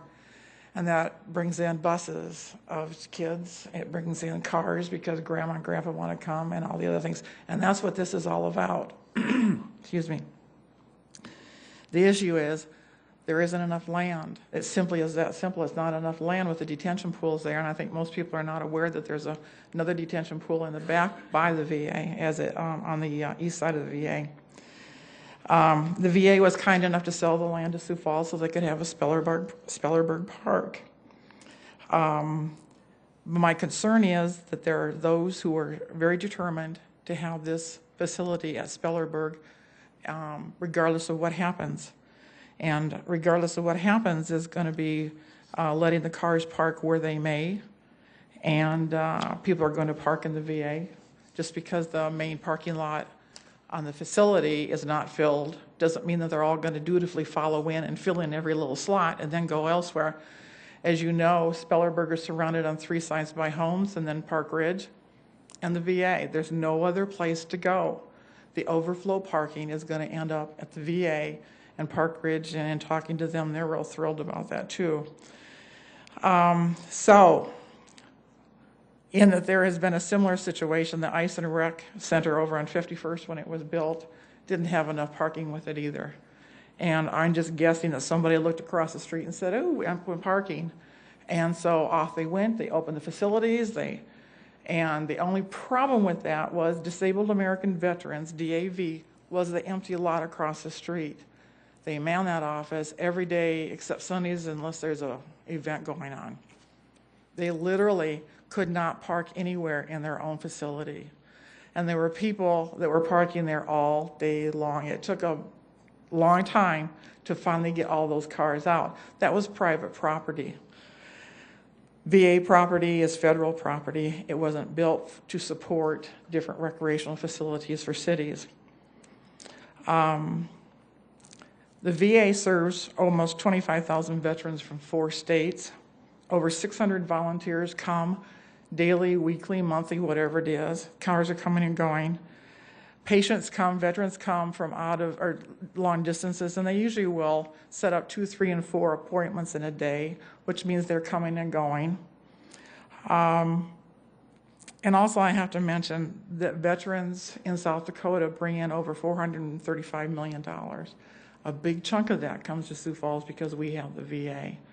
I think the VA is doing enough for its part in taking care of Sioux Falls. My ultimate concern, as I said before, is not a VA problem. It's not a VA issue to ensure that there is overflow parking for city facilities. I don't want to see veterans having to battle with park users to find a parking place. If you've been around the VA now, you know they're parking on both sides, 22nd, 26th, down Garfield, and 24th. If they build another parking lot, it's going to be for themselves, for their own employees. They don't have the room or the funds to build parking lots to take care of the city of Sioux Falls. With that, I am saying that if the architects are saying that there is not enough room to fully support this facility with sufficient parking on an annual basis, and this is all situations, because I doubt that Park Ridge wants to be the overflow either, I would ask that Spellerberg be taken off the list, and certainly a better place or better home for the aquatic center be found. The city can do a better job for that, and I don't think it's a responsibility of the veterans in Sioux Falls. Thank you. Thank you, Paula.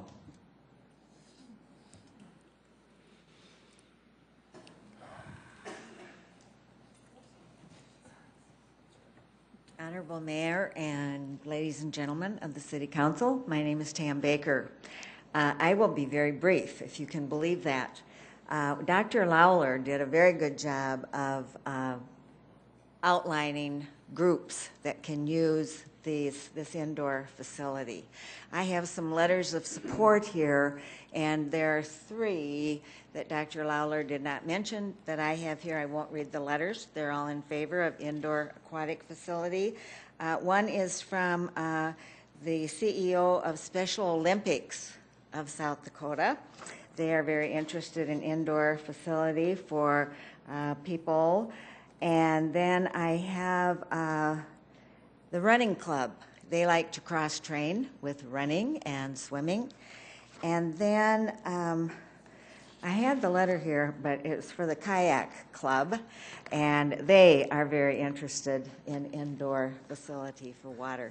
And I know that this sounds like lots of people are going to use this, but as somebody pointed out, oh, these pools are empty a lot of the time. No, they won't be empty. It will be planned. It will be. And then I wonder, I'm not sure, does the VA hospital have indoor swimming available for the veterans? Thank you. Thank you, I think Tam. maybe the veterans might want some indoor swimming. Thank you, Tam. Welcome, Jeff.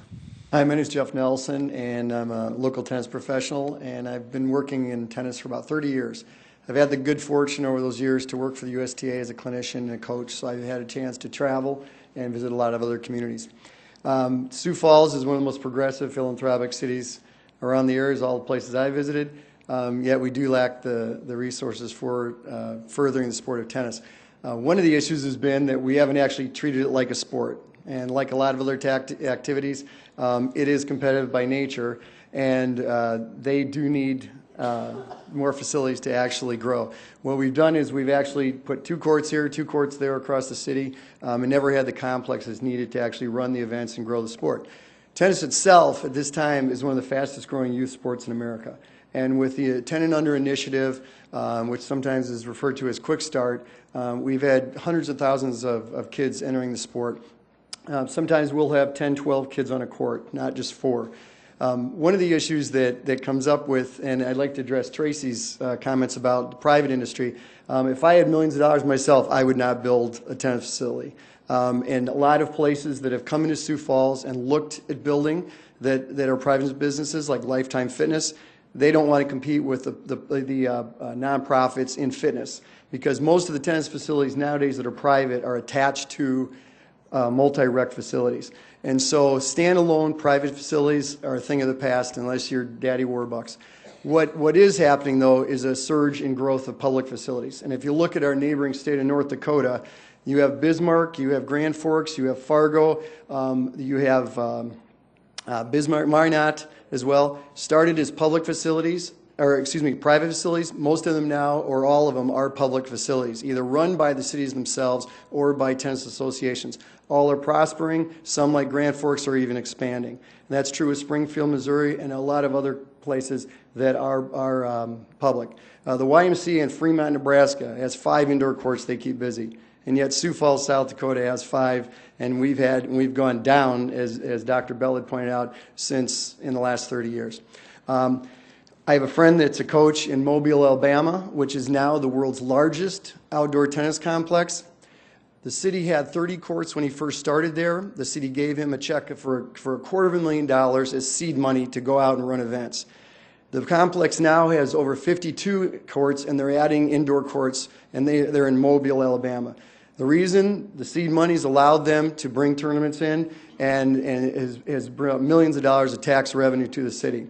So, and I'd like to, hopefully, you'll look at the investment of the $500,000 as that kind of seed money. Tennis will be able to bring people into the city and provide tax revenue as well as meet the needs of all the ages. Thank you. Thank you, Jeff.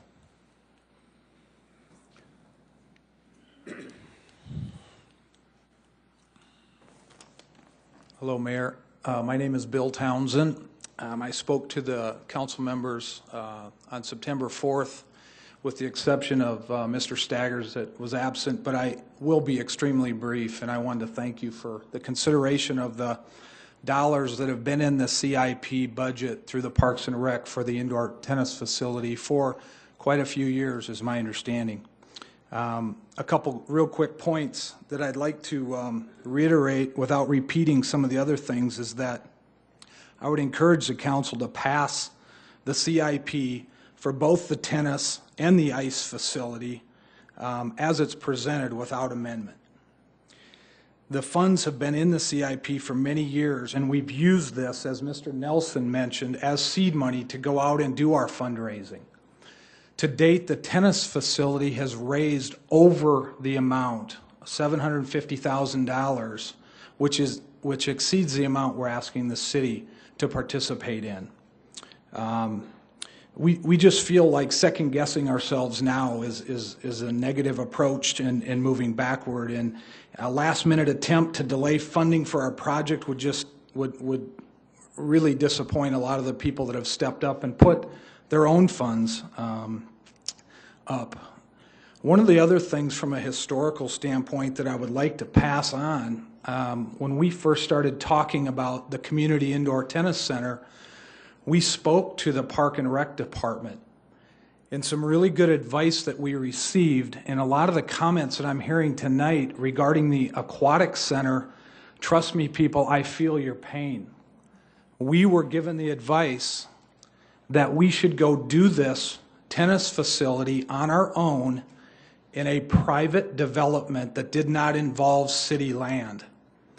I must say that that's probably some of the best advice I received about 3.5 or 4 years ago, because of a lot of the red tape that we're hearing tonight about something that that I personally support in the aquatics facility. We need the aquatics. We need tennis. We need ice. So I'm here in support of all that, but I am also here because I am the chairperson in raising individual donations.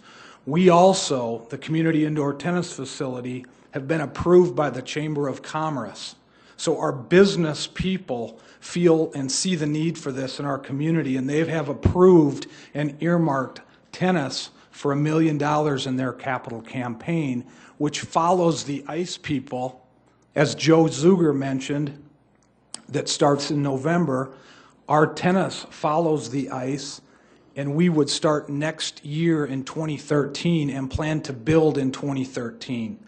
Many of the council members that our group met with individually, I thank you for your time. One of the components of our project is that we want to have these dollars raised. I've given the example, if you're building a home and you don't have to carry a mortgage on that home, the operations make a lot more sense. And that is the fiscal responsibility we feel is extremely important with the community indoor tennis center. My friends in the ice piece have a lot larger dollar to raise, but we are 110% behind their organization, as we are with the swimming people. So I encourage the council to look at this as of all the things, without repeating what other people have mentioned. Please support the dollars that you've set aside in the CIP without amendment. Thank you for your consideration. Thank you, Bill. Folks, we have had good discussion. Dana, coming up. We have had good discussion, and I think one of the things that Mr. Townsend just touched on is that, there has been some repetition because folks are so passionate about the topic that they believe in. I certainly don't want to cut off dialogue. I don't want to cut off debate. I don't want to try to quell you from coming forward. But with that in mind, if you do have anything new that you'd like to share, please come forward. Otherwise, I'd like to have the council get at this and tackle it as well. But Mr. Dykhouse, you stood up before I opened up my big mouth. So Mr. Dykhouse, welcome. If you could just introduce yourself to the people of Sioux Falls. Mayor Huther, council members, my name is Dana Dykhouse, and I will make this a little different. I've never played tennis, never strapped on hockey skates, and swim only when necessary. And so, but what I do and have for 25 years is helped raise funds in this community for various public-private partnerships. And I think that Sioux Falls is at its best when we put together public and private partnerships. That's been our history, and we've done it many times. I'm here to speak tonight and to encourage you to pass this without amendment. These dollars are queued up both by the school and by these groups that have literally spent thousands of hours putting together a campaign to raise those funds to finish those facilities. I've been helping with those efforts and will help. Now it's time to go out, first ice and then tennis, and go to the business community through the Chamber Appeals Drive and raise those final dollars. And I wanted to come this evening and share with you, in all the campaigns I've been involved in, I've never seen two groups that are more prepared, that are more passionate about this. They will get this accomplished, they will get these funded, and they need those seed dollars. We don't want to go to the business community, we don't want to go to private individuals and say, well, write a sure check, give us sure dollars, and maybe the city will put theirs in. Possibly the city will do that, or the city will do it if this happens. Make the commitment this evening without amendment. Make that commitment and it will get accomplished. Thank you. Thank you, Dana. Tim, welcome. Tim Stanger. Well, I hope all these guys show up next Tuesday. This is a fun one. I guess I'm going to try to go a little bit different direction. You know, we want to have indoor swimming, we want to have indoor tennis, we want to have hockey. But yet, there's one thing that's been lost in this city. There's a lot of taxpayers out here paying taxes. We the citizens of Sioux Falls take care of the trees in the boulevards that the city owns. The people mow the yards in the boulevards that the city owns. The people, when they buy a house or build a house, have to pour sidewalk on city property. We have to take care of the sidewalks. If the sidewalks get cracks in them, we get letters stating that you have to fix them. In the wintertime, we have to shovel the snow. If we don't shovel the snow, we get fined. If we don't trim our trees, we get fined. The only thing that I'm asking, and this maybe doesn't have anything to do with the budget, but what I'm asking is the city council to realize that what we have to do is we have to change the ordinance to state that the city is going to put some money towards just helping people out, hard tax-paying people, to come out and trim trees, something that they should have to do. I've talked to Don Kearney at the 4 o'clock meeting. Great guy. I like talking to him. There's times that we might yell back and forth, but in the end we get along. We're going to sit down next week and we're going to talk about what we can do as a community and to be able to move forward with the city on being able to be there for all taxpayers and just not a few. Thank you. Thank you, Tim.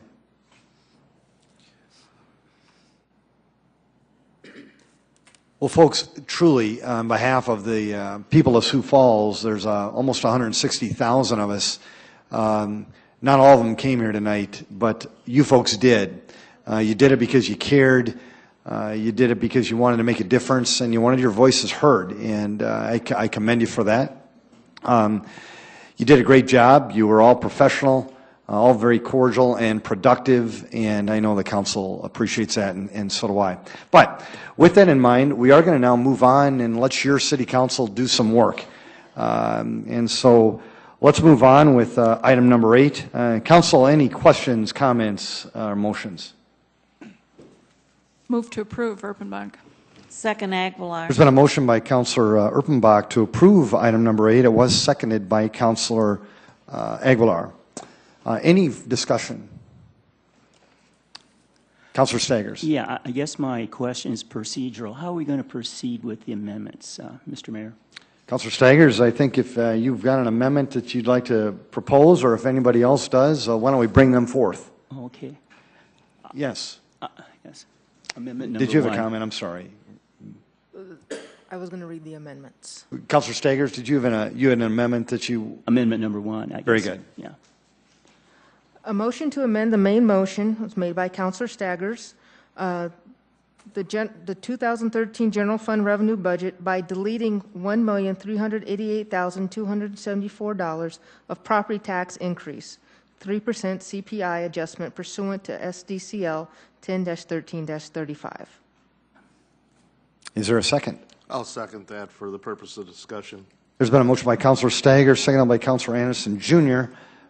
To amend the 2013 general fund revenue budget by deleting $1,388,274 of the property tax increase. Open for discussion, Councilor Staggers. Yes. The most important part of this motion is the $1,388,274. It's important to keep in mind that at this time, this money belongs to the citizens of Sioux Falls. This doesn't belong to the city of Sioux Falls at all. It belongs to the citizens.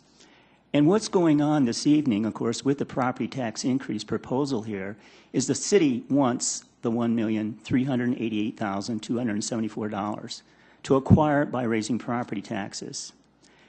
Now, the city has gotten used to claiming this citizen money over the years. I mean, it's an annual event that takes place that we raise the property taxes. The justification has been, well, without taking this property tax increase, according to state law, we're going to have inflation hurting the city. Well, what's going on? What's going on is to help cover the inflation for the city is to take more money from the citizens. And so the citizens end up with less income. But guess what happens? The citizens are also affected by inflation, but there's no inflation protection for the citizens. So what happens here is that we have the citizens of Sioux Falls getting a double whammy. Every year we get a property tax increase. But also every year we have inflation hurting the income of the citizens of Sioux Falls. This is wrong, especially this year. And why I say especially this year is because the budget of the city of Sioux Falls is up 5%. Now, how many people in Sioux Falls have their personal incomes going up 5%? Very few people. In fact, we have to watch out that we even get an increase in income. Also this year, we're very fortunate. We have a lot of economic activity taking place in the Sioux Falls area. And so we have revenue projections projected by the Finance Office up dramatically. We have lots of money in reserves in the city of Sioux Falls. And of course, sometimes we engage in extravagant spending. And tonight we've been talking about millions of dollars for an aquatic center, for tennis courts inside, ice facilities, no problem. It's not an exaggeration to say the city is almost literally swimming in money as we talk about building an expensive indoor pool. Now is the time to let the citizens of Sioux Falls to keep their own $1,388,274 instead of the city being selfish, taking the $1,388,274 and then spending it. So I would encourage my fellow colleagues to consider the citizens of Sioux Falls this evening and, maybe break the precedent of the past where we always increase the property taxes and at least for 1 year not have an increase. Thank you very much. Councilor Staggers, thank you. Yes, Councilor Bach. Thank you. I'm concerned about this particular amendment, Councilor Staggers, because it really kind of has a federal model of budget management in terms of we're looking at one side of the ledger and not the other side of the ledger. We're just letting that go we're taking away revenue, but not figuring out how to balance the budget again.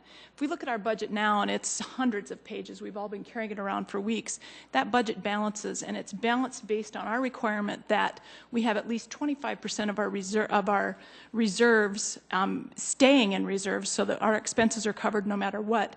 We're not looking, with this particular amendment, we don't do anything with figuring out how to make that balance, and so I'm very concerned that we take that away. The other piece of this for me is that we have to understand that we've learned this lesson over and over again, especially with our utility rates. We saw that happen over the last 10 to 12 years in terms of there was a point where the city would never increase utility rates, even though our expenses were going up on a regular basis. And we got to the point in the last couple of years, and as a brand new council member took a lot of heat for this, we had to catch up. And we had to do it in a hard way with a lot of really big increases. And my fear is that we set ourselves up by not taking this modest increase. You know, you keep reciting that number. It's a very modest increase, and it is something that's allowed by state law for us to do. By not taking that modest increase now, we set ourselves up, or we set up future councils and future taxpayers to take even higher increases, and that is not fair to the future of Sioux Falls.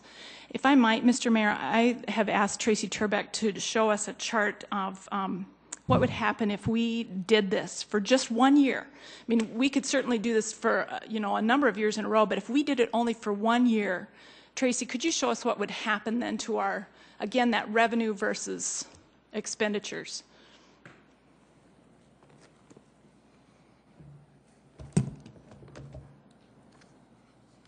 Mayor, Council, Tracy Turbeck with the Finance Office.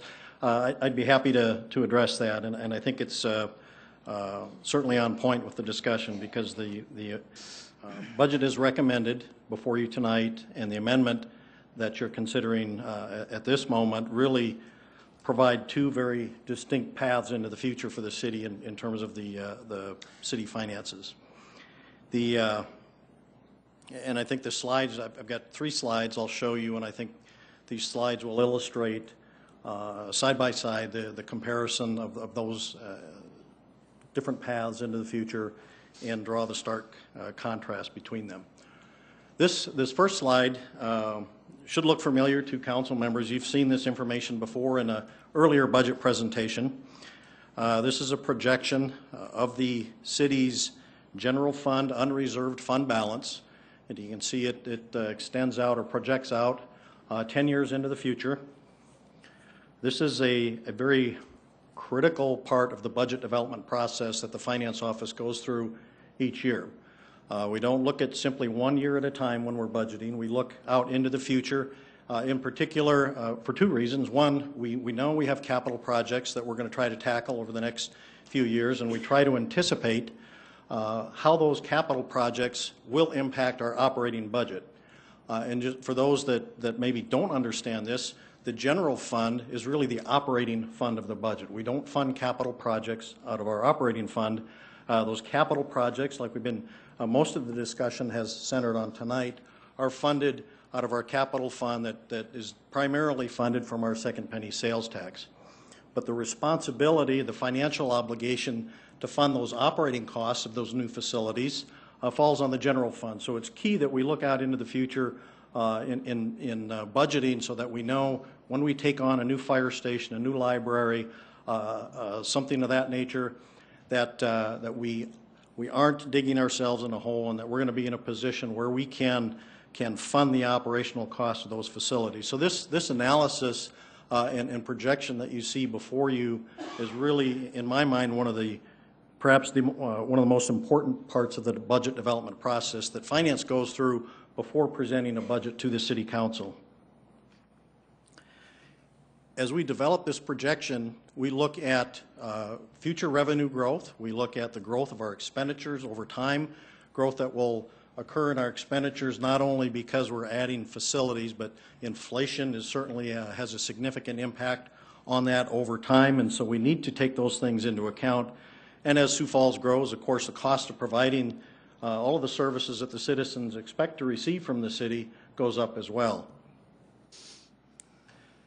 As you can see in this chart, and the council, I should mention for those that maybe don't know, the council some years ago established a target of 25% in reserves. In other words, at the end of the year, we'd like to have an amount in reserves in our general fund equal to about 25% of our budgeted expenditures. And so that's the yellow line or the target line that you see on this chart. In this projection, as we look out with the budget as recommended, that includes the 3% inflationary adjustment, you can see that it stays at or above the 25% goal established by the council. And so part of the point of this exercise of developing these projections is we can move forward then in adopting a budget and have confidence, some level of confidence that when 2015 gets here and Fire Station 11 is going to come online and those additional operating costs are going to impact the general fund, that we're not going to unduly deplete our reserves. The 2013 budget, as recommended, as I said, includes the 3% inflationary adjustment in property taxes. And as this chart indicates, the projected general fund reserves will stay at or above the council's 5% goal. Now, in contrast to that, we looked at the analysis, if amendment number 1 as proposed were to be adopted, changed nothing else in the analysis, and ran the numbers again, and this is what the graphic looks like 10 years into the future. This projection, again, covers the same 10-year period. It reflects the only thing that's changed is the 1 year of foregoing that inflationary adjustment in property tax revenues. All other revenues and expenditure projections that we used for the first slide remained identical in this slide. So you can see here under this scenario, by 2015, only a couple years down the road, we are down to that 25% reserve level. By 2016, we are below the 25%, and 10 years out, which goes by quite quickly, by 2022, general fund reserves will be down to 16% of expenditures, significantly below the council's goal of 25%. And again, the difference between these two scenarios really results from foregoing that inflationary adjustment in 2013 only, as is proposed by amendment number 1. The last slide is just taking the first two and laying them down side by side. You can see the blue bars represent the budget as recommended that includes the 3% inflationary adjustment. The orange bars represent the budget or the general fund reserves if amendment number 1 is adopted as proposed. You can see in 2013 the difference in general fund reserves at the end of the year is the $1.4 million, as you might expect. It doesn't strike anyone, I suppose, as particularly alarming. However, as those years roll by, those dollars accumulate, and by the end of by 2022, rather, that 1.4 million is now an annual amount of 2.4 million, and the cumulative impact to your general fund reserves is over $18 million.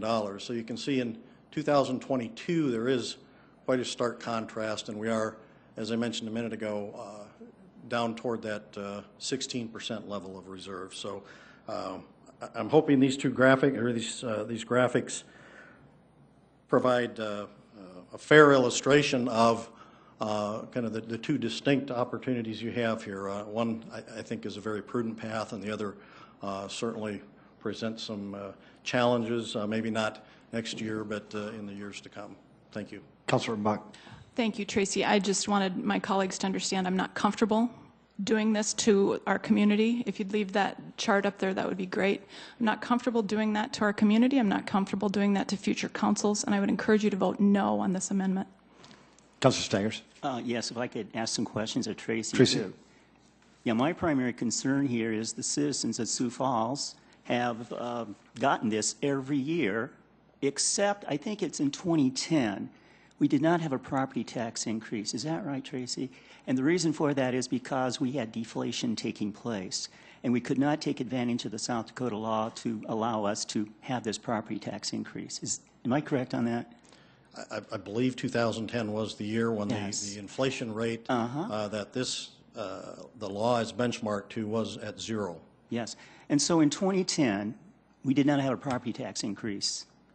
Did the world come to an end for the City of Sioux Falls in terms of financing? Certainly not. No. We And of course, the continue on. reason we didn't have an increase is because there was not inflation. Yeah, and we don't. And this amendment here is proposing not having an increase this year either. 2010, the world did not come to an end.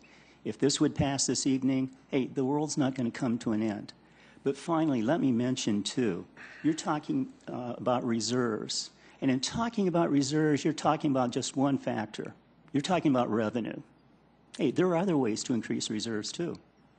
And one other important way to increase reserves is you don't spend as much. This year, we're proposing a budget spending 5% more than we did last year. Do we have to really spend 5% more? I would argue probably not. We can be more prudent in our management of money. As I understand the amendment, there's no proposal to reduce expenditures. So that's why this chart reflects the amendment. This is part of the responsibility of the Finance Department, and also other department heads, and also we as city council members too. We all should be involved in trying to reduce unnecessary expenditures. Councilor Jameson. Tracy, could you go back just one more slide? Not to, I guess you could, either one, but you've got the fire stations in there, 11 and 12. But that's just a minimum. I mean, there are a whole bunch of other things that this community is going to be doing, and the indoor pool is one of them. And the operating expense is not included here. And this is why this increase has happened every year, is because our city continues to grow in services, the size of our city. But these are only 2 items on the list, and there will be more. And this revenue source is a steady, even flow money that doesn't fluctuate like the sales tax revenues. I just wanted to highlight that there's far more other items than just these 2 fire stations that will be coming forward. Well, Council, thank you very much. There is an amendment that has been seconded, has been discussed. If we could have a roll call vote, please. Councilors Anderson. No. Entman. No. Erpenbach. No. Jameson. No. Karski. No. Rolfing. No. Staggers. Yes. Aguilar. No. That has failed 1-7. Is there another amendment to discuss tonight? Yes, sir. Thank you. A motion to amend the main motion was made by Councilor Staggers to amend Capital Improvement Plan Project number 105060, Core Facade Revitalization Program, by deleting $200,000 in 2013, $200,000 in 2014, $200,000 in 2015, $250,000 in 2016, and $250,000 in 2017 for the Core Facade Revitalization Program. Is there a second? That motion dies for lack of second. Mayor, one moment. Can I ask a question before I decide to second that? Absolutely, Councilor Then Anderson, Jr. If I'm being told no, Yeah, well, point of order. You need to have a second before you have discussion. okay, then I'll second that. Okay, there's been a second by Councilor Anderson Jr. to amend the main motion. And basically, it is to amend the Capital Improvement Plan Project number 105060, Core Facade Revitalization Program, by deleting $200,000 in 2013, $200,000 in 14, $200,000 in 15, $250,000 in 16, $250,000 in 17 for the Core Facade Revitalization Program. Councilor Anderson Jr. Yes, the question would be, we have Amendment 2 and 3 that look like they're very similar here. Why are they separated? Councilor Staggers, do you want to address that? Well, the thought was if this one didn't pass, maybe we could try another one. But at this point in time, this is going to be the only one that I'm going to focus on, because this is the one that gets rid of this program. So I will not offer the other 2. Very good. Councilor Staggers, did you want to comment on this, or? Yes. Very good. Councilor Sure. Staggers? This is the Historic Facade Easement Program for the downtown businesses. They're the only ones that can participate. Now, the city has a number of programs where we do give away money. We also give money to special interest groups and things like this. But when you take a look at some of these giveaway programs that we have, this has got to be one of the worst programs that we have. And the reason I say that is because, once again, it's only targeted for businesses that are downtown. What's the real outcome of this program where the city might give a business $100,000 for facade easement? Well, basically what happens is that we have this improving the bottom line of the business, who are the winners in the contest for the money. This is something the City of Sioux Falls should not be involved in, because once again, we have only a few businesses that can take advantage of this, and this is totally inappropriate. So I would encourage my colleagues on the council to, consider getting rid of this program, which benefits certain businesses downtown. Councilor Sagers, thank you. Yes, Councilor Anderson Jr. On Monday, I had an in-depth conversation with Brett O'Neill and Darren Smith about this program, and I would like one of them to come up and explain. Darren, are you? Okay, Brett, come on forward. There. Welcome. And Councilor Anderson Jr., do you have a question of Brent, or you just want to explain the program? What I'd like Brent to explain was basically the gist of the conversation and hopefully the direction that we're going to go in with this program in the future. Okay. Do you understand the question, Brent? I do, All I right. do, and I'll try to summarize it. Brent O'Neill, Community Development. We do thank you for taking the meeting with us Monday. Wanted to talk about our program a little bit, and I guess Councilor Anderson had addressed some concerns with us about the program and how it's currently running, and we obviously talked about our position on the program and the things that we felt are strengths with the program. But the two outcomes, and please correct me if I'm wrong, but the two outcomes that I took away for the meeting were, one, that we would try to come back to the council in this coming year and give a more in-depth presentation on the very basics of that program. The last couple of years we have talked about the program. It has been from the standpoint of basically questions that you might have, but we want to give you the opportunity to really start at square one of the program and give you all that information. And then the second part of that was to, after that, work with the council and others, including ourselves internally, on evaluating whether the program is running as effectively or as appropriately as it could, and to look at models that other cities have done that differ from ours, and to see if there are other methods we could use. I know the one in particular that you've mentioned, Councilor Anderson, is the notion of converting our program from a purchase of an easement to a low interest or no interest loan program. Correct. And if I could, Yes, Mayor, Councilor Anderson Jr. One of my major concerns is with the way the program is set up right now, that we're basically owning the face of all these private properties downtown. And as they change hands, I'm very concerned about what could happen if somebody doesn't want to be in this program, even though we've never had anyone request to release an easement. What is going to happen if that does happen? And I just really have some very uncomfortable feelings about that, and that's something that Darren and I and we've discussed. And then the other thing also is, as Councilman Stagger said, this is a money giveaway. I would rather see something as a no-interest loan when we do things through our residential, through our housing replacement programs. When it's for citizens, it's no-interest loans or low-interest loans. Yet here we have something for businesses that's just, you can apply and get money. And there's no, the only thing you're giving away is this easement. And I feel that that's an unfair program and that it needs to be looked at. Thank you, Councilor Anderson Jr. Councilor Staggers, follow-up? I do have one quick question, Brent. Sure. In the past, we've talked about the $50,000 given to Sid's Liquor Shop. Correct. For an easement. I was just thinking, Studio One, are they theoretically eligible for this too? The adult bookstore? In theory, they are eligible. Okay. Mm-hmm. In theory. It should be in reality. Actually, isn't it? they are eligible. Yeah. Is that better? Yes. All right, Mayor. Hey, one more question. Councilor Anderson Jr. And Brent, is this the expansion of this program? is now looking at outside the downtown? Yes, since 2010, we call it our core revitalization area, which includes downtown and approximately 6 neighborhoods really in the vicinity of downtown. So our core neighborhoods then? Yes. Okay, thank you. Councilor Aguilar. Brent, being eligible doesn't necessarily mean that you'd be accepted, right? Absolutely. There's several criteria that go into a final selection.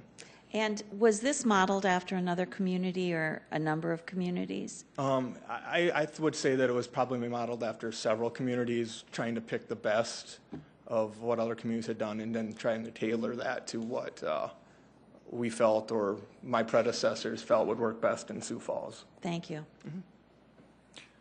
Well, Council, very good job. Great discussion. There is an amendment on the floor. With that in mind, roll call vote, please. Councilors Anderson? No. Intiman? No. Erpenbach? No. Jameson? No. Karski? No. Rolfing? No. Staggers? Yes. Aguilar? No. That has failed 1-7. Any other amendments? Yes, sir. Amendment 3, which was just canceled by... Denise? Yeah. Oh. Yep, thank you. We're just going to Just go to Amendment 4. Oh, Yep, yeah, Amendment 4. just- Councilor keep Staggers, people we thank you following. very much for that. Great job, sir. Amendment 4. Okay. Amendment 4 is a motion to amend the main motion made by Councilor Staggers to amend Aquatic Facilities Development CIP project justification in relationship to other projects narrative, add a sentence that says the following: this funding shall not be used to fund a year-round indoor aquatic facility at Spellerberg Park. Delete the sentence that says the following: quote, in addition, this funding would be sufficient to fund construction of an outdoor seasonal aquatic center. However, as an alternative, a year-round indoor aquatic facility is also under consideration, and the public has been engaged to provide input toward the ultimate decision. The year-round facility is contingent upon community support and private contributions, funding a portion of the project. Program funding, as outlined on page 2, contains debt service on a quality of life bond issue to fund the cost differential if the year-round aquatic facility is selected. Prior to moving forward with design and construction of a year-round aquatic facility, the City Council would need to approve a bond ordinance to secure the remaining funding necessary. End quote. There is a motion on the floor to amend the main motion. Is there a second? That has died for lack of second. Is there another amendment? Amendment 5. A motion to amend the main motion was made by Councilor Anderson Jr. to amend the 2013 Parks and Recreation Fund by deleting $81,000 for the Recreation Coordinator position. Is there a second? Mayor, I'd like to withdraw that amendment. Thank you, Councilor. Thank you. Appreciate it. Is there another amendment? Amendment 6. A motion to amend the main motion was made by Councilor Staggers to amend Capital Improvement Plan Project Number 228064 Indoor Tennis Facility by adding a sentence to the project justification and relationship to other projects to read as follows. Quote, the $500,000 program expenditures are contingent upon $2.5 million in private funds immediately available to support an indoor tennis facility. Is there a second? Second, Anderson. There has been a motion by Councilor Staggers, seconded by Councilor Anderson Jr., to amend the Capital Improvement Plan Project Number 228064 Indoor Tennis Facility by adding a sentence to the project justification in relationship to other projects to read as follows.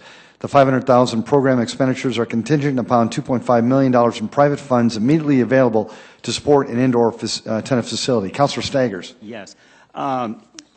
This very simply is an accountability amendment. What this amendment is saying is that the city will give the $500,000 to the Tennis Association once they have raised all the funds. Now, why do we have this accountability amendment being presented?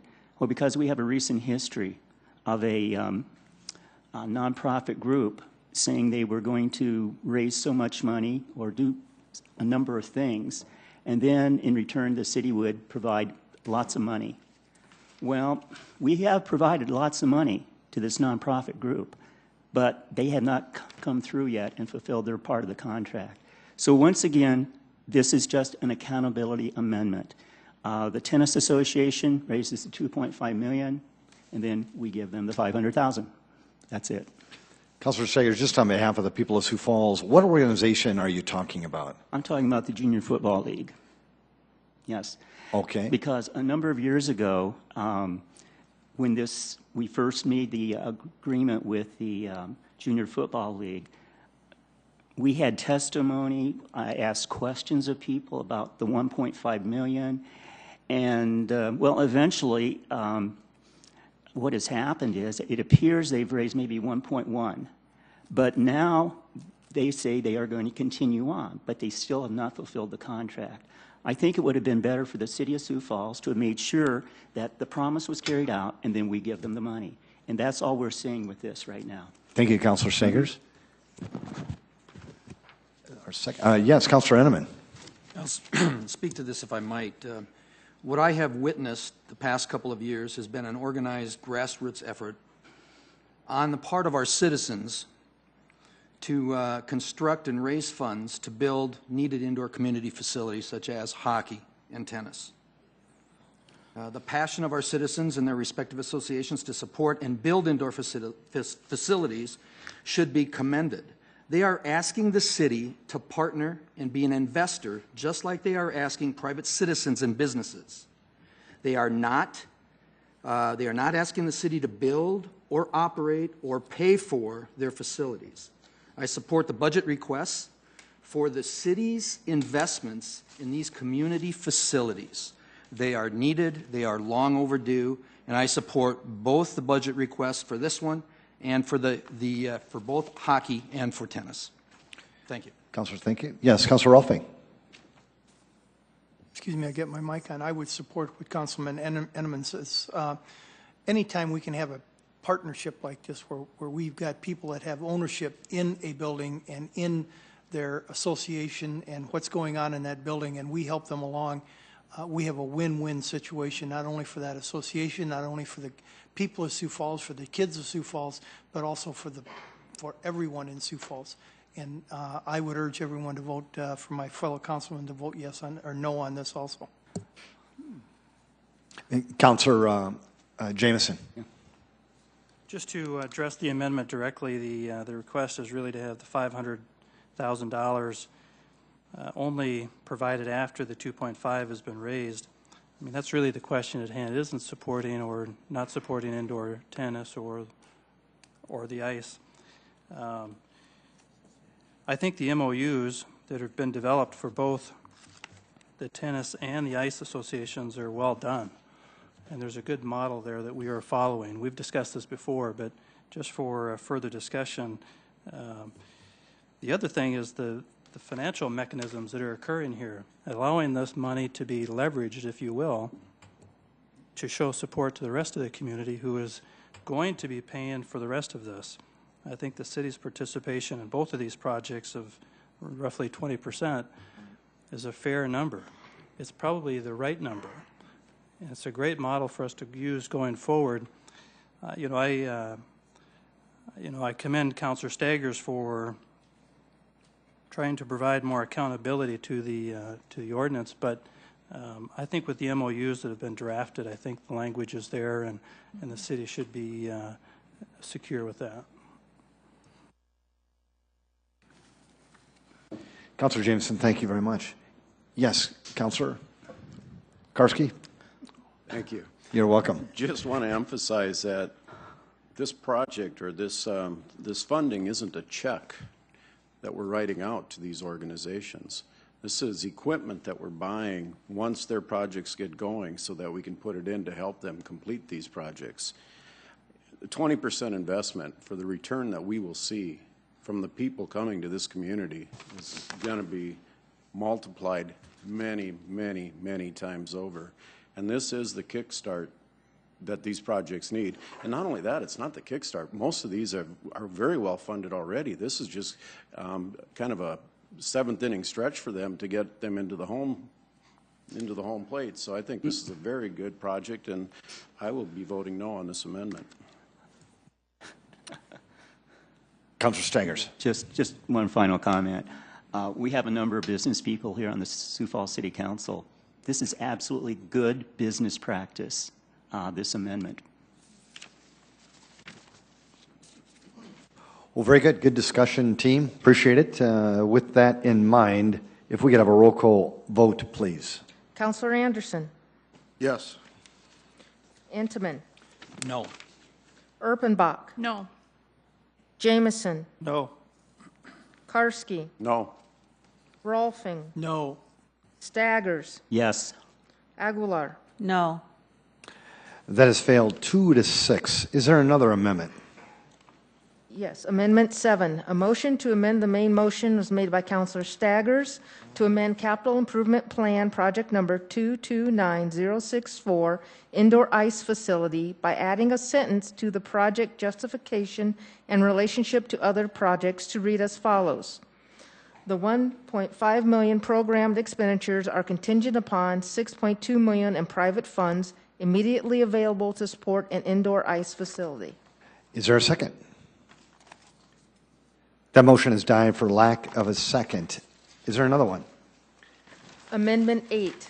A motion to amend the main motion is made by Councilor Intiman to amend Aquatic Facilities Development CIP project justification in relationship to other projects narrative, add a sentence at the end of the paragraph that says the following.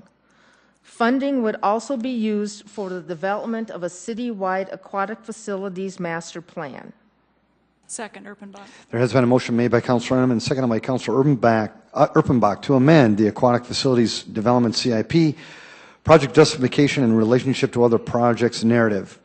They want to add a sentence to the end of the paragraph that says the following. Funding would also be used for the development of a citywide aquatics facilities master plan. Councilor Inman.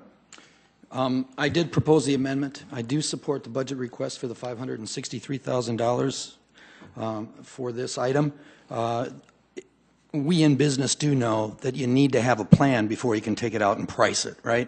And that's basically what this is. We've had a lot of concept drawings. The concept drawing showed us, that has been shown to us in the public presentations, dealt mainly specifically with the maximum facility and how much space it would take up. It did not find the actual facilities that were going to be proposed to be built because the study has not been done.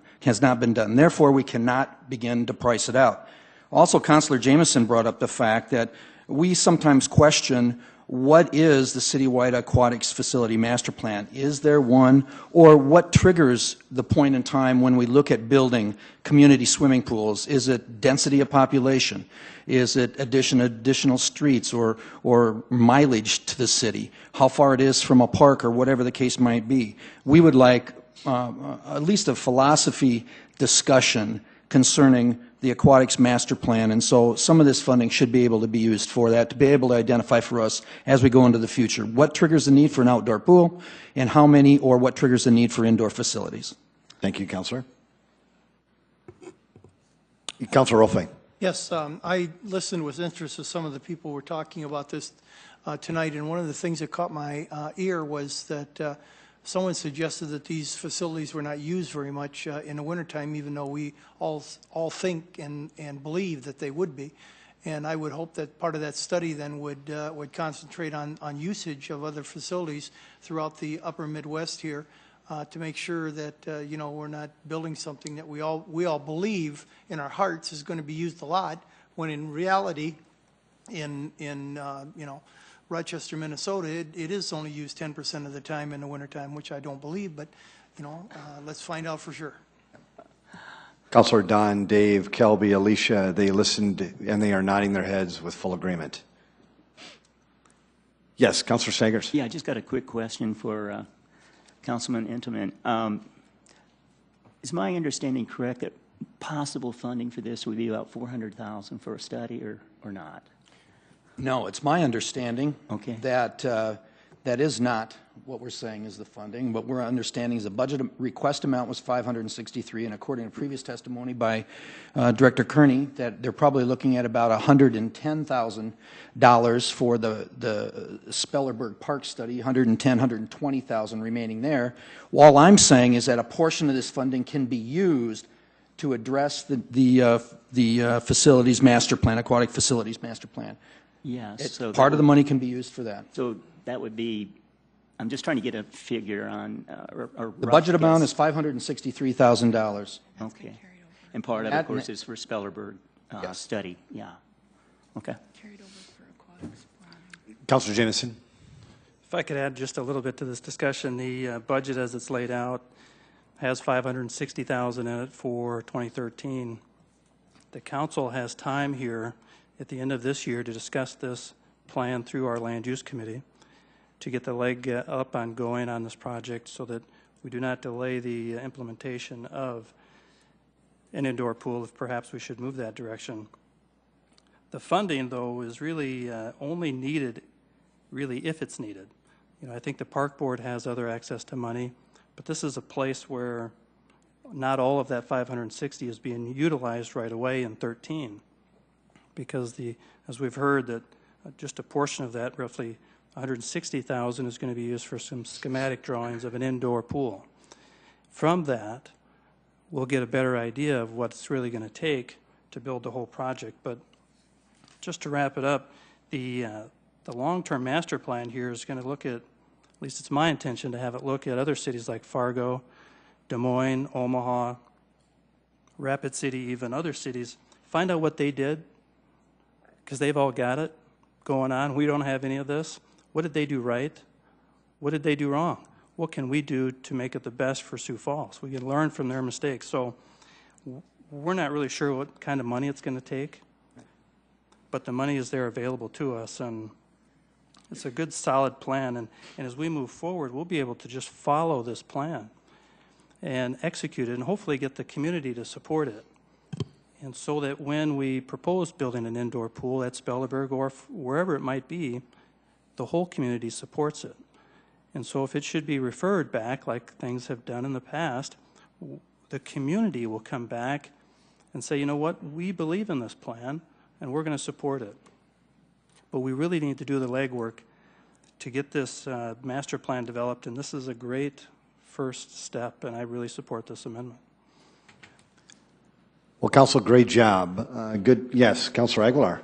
One of the questions that I've been asked, and I'd like Director Kearney to address, is whether this would be an outside consultant. And I have been telling those that have asked that that's what we would be using.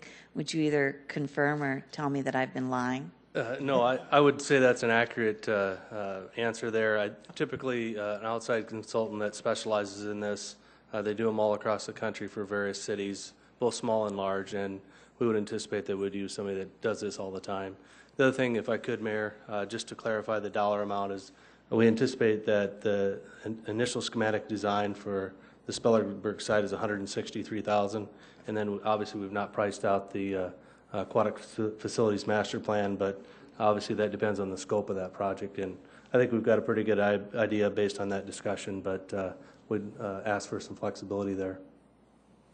And if I might, Councilor Heineman, please. Don, it's my understanding too that if we do enter into a contract for a master plan design, the council will have the approval rights on that contract anyway. Yeah, because I do think it will be over 25,000. So yeah, so you'll see it. Well, great job, team. Appreciate it. There is a motion to amend the main motion by Councilor Heineman. It was seconded by Councilor Erpenbach. Thank you. Thank you. With that in mind, I'm so sorry, Councilor Staggers. Oh, yeah, I just wanted to mention here, in regard to my vote on this, that I'm a little concerned about having such a large pot of money just sitting there that can be used for maybe anything, because when you talk about development of a citywide aquatic facilities master plan, I don't know, I think we have the expertise within the city government to do this. And do we have to have such a large pot of money just sitting there that could be used for other things? I guess my inclination is not to support this amendment. Thank you, Councilor Staggers. If we could have a roll call vote, please. Councilor Anderson. Yes. Entenmann. Yes. Erpenbach. Yes. Jamison, Yes. Karski, Yes. Rolfing, Yes. Staggers, No. Aguilar. Yes. That has passed 7-1. Is there another amendment? Yes, sir. Amendment 9. A motion to amend the main motion is made by Councilor Staggers to amend Capital Improvement Program Project Number 038069 escalators by deleting $160,000 in 2016 for escalators at the Washington Pavilion. That motion dies for lack of a second. Is there another amendment? Amendment 10, a motion to amend the main motions made by Councilor Jamison to amend the 2013 Transit System Fund by adding $14,000 to the Sioux Area Metro budget for marketing. The contract maintenance line item will be reduced by $14,000. Second. There has been a motion to amend the main motion by Councilor Jamison, seconded by Councilor Aguilar, to amend the 2013 Transit System Fund by adding $14,000 to the Sioux Area Metro, otherwise known as SAM budget, for marketing. The contract maintenance line item would be reduced by $14,000. Councilor Jamison. Thank you. The amendment's really basic. We've talked about it before. In essence, all we're doing is increasing their marketing budget by $14,000. The whole attempt is to get to a total of $22,000 for the year, which is a small amount for a major service within our city. The whole intent is to increase ridership and improve the efficiency of our Sioux Area Metro, so I urge your support. Councilor Rolfing, and then I'll go to Councilor Karski. Sorry, Dean. Councilor Jamison, I'm sure you've done the homework on this, but I just need to ask, and that is, are we jeopardizing the maintenance budget by taking it away from there, or do we need to replace that somehow at $14,000? Well, of course, the budget was put together with the recommendation to have that $14,000 in the maintenance budget, but the staff, the department worked with them and thought that they could make it work, so it's on their recommendation. Okay, thank you. Councilor Rolfing asked it very well.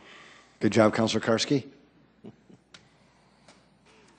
All right, there has been a motion to amend the main motion. It has been seconded. It has been discussed. If we could have a roll call vote, please.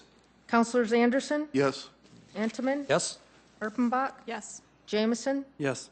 Karski, Yes. Rolfing, Yes. Staggers, No. Aguilar. Yes. That has passed 7-1. Any other amendments? Well, very good, Council. We now have an amended main motion. Is there any further discussion? Very good. With that in mind, if we could have a roll call vote, please. Councilors Anderson, Yes. Entenmann, Yes? Erpenbach, Yes. Jamison, Yes. Karski, Yes. Rolfing, Yes. Staggers, Yes. Aguilar. Yes. That has passed 8-0. Item number 7. Second reading, an ordinance of the City of Sioux Oh, Falls. wait, hang on here, Denise. We're going to have a break. Not coming We're going to have a break. No, but did we pass anything? Did we pass yours? Staff has to coordinate items. Yeah. Has to coordinate so that we can vote properly. That's it. Yes. Mhm.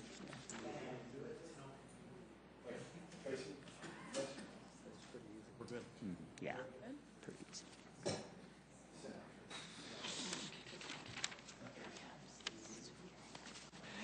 Item number 7. Second reading, an ordinance of the City of Sioux Falls, South Dakota, providing appropriations and the means of financing for the fiscal year ending December 31st, 2013. Tracy? Thank you. This ordinance will appropriate funds in those city funds that are classified as appropriated, legally appropriated funds within the city, primarily those that are supported with tax and assessments. And secondly, this ordinance will also levy the property tax levy for the coming year. I will mention, I know based on the amendments that were made to the resolution, amendment number 10 would also affect this ordinance as well. Very good. Folks, this is a second reading, and it does have a bit to do with what we've already discussed. I don't know if you remember my earlier discussion, and if you don't, that's okay. But we've had good discussion on all this stuff, Very, very professional, very, very prudent, very, very productive. Doesn't mean that we don't want you to come up and talk about it again, but this is an opportunity for you to talk about these things that concern you. If you want to, come forward. If not, I'm going to put it in the hands of the council to move forward. Very good. Council, questions, comments, motions? Councilor Staggers. Yes, on this appropriations bill, I'm going to be voting against it for only one reason, and that one reason is because there's a property tax increase in it. As we mentioned before in discussing the property tax increases, 2010, we did not have a property tax increase. The city did not come to an end because we didn't have a property tax increase. And so this is just to emphasize my vote that this is unnecessary this year to have a property tax increase, totally unnecessary. So that's the reason I'm voting against this appropriation bill. Councilor Staggers, thank you. Very good, Council. Appreciate it. Would anybody want to make a... Move to approve, Erpenbach. Second, Intamin. There has been a motion by Councilor Erpenbach, seconded by Councilor Intamin. If we could have a roll call vote, please. Councilors Anderson? Yes. Entenmann? Yes. Erpenbach? Yes. Jamison? Yes. Karski? Yes. Rolfing? Yes. Staggers? No. Aguilar? Yes. That has passed 7-1. Folks, we're not done, but before everybody leaves, I just wanted to thank you again on behalf of this city council. My gosh, I've been doing this now for this is my third time, and this is easily the biggest crowds we've ever had when it came to caring about the budget of this city. Last week, it was jam-packed in your Sioux Falls. You probably couldn't see it if you were at home watching on CityLink.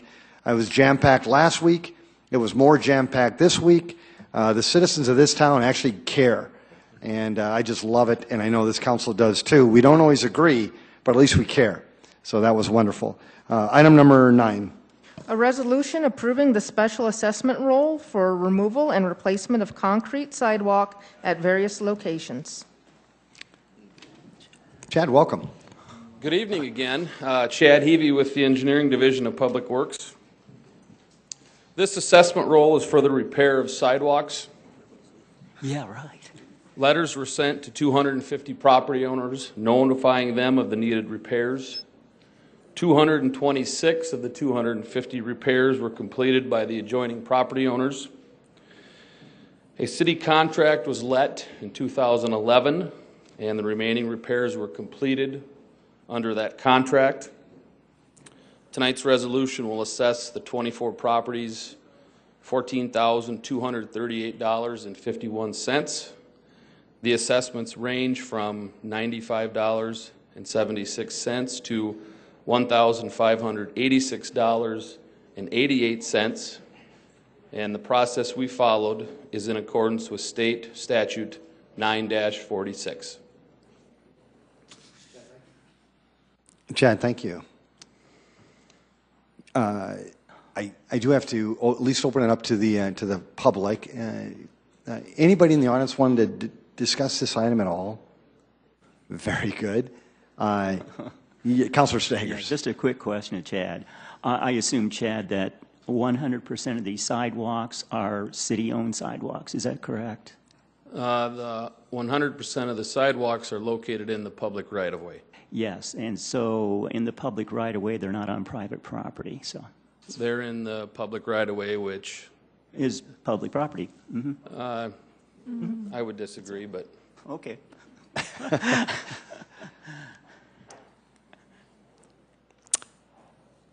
With that in mind, would anybody want to make a motion? Move to approve, Intamin. Second, Karski. Councilor Edmonds made a motion to approve item number 9, seconded by Councilor Dean Karski. If there is no further discussion, a roll call vote, please. Councilors Anderson? Yes. Entenmann? Yes. Erpenbach? Yes. Jamison? Yes. Karski? Yes. Rolfing? Yes. Staggers? No.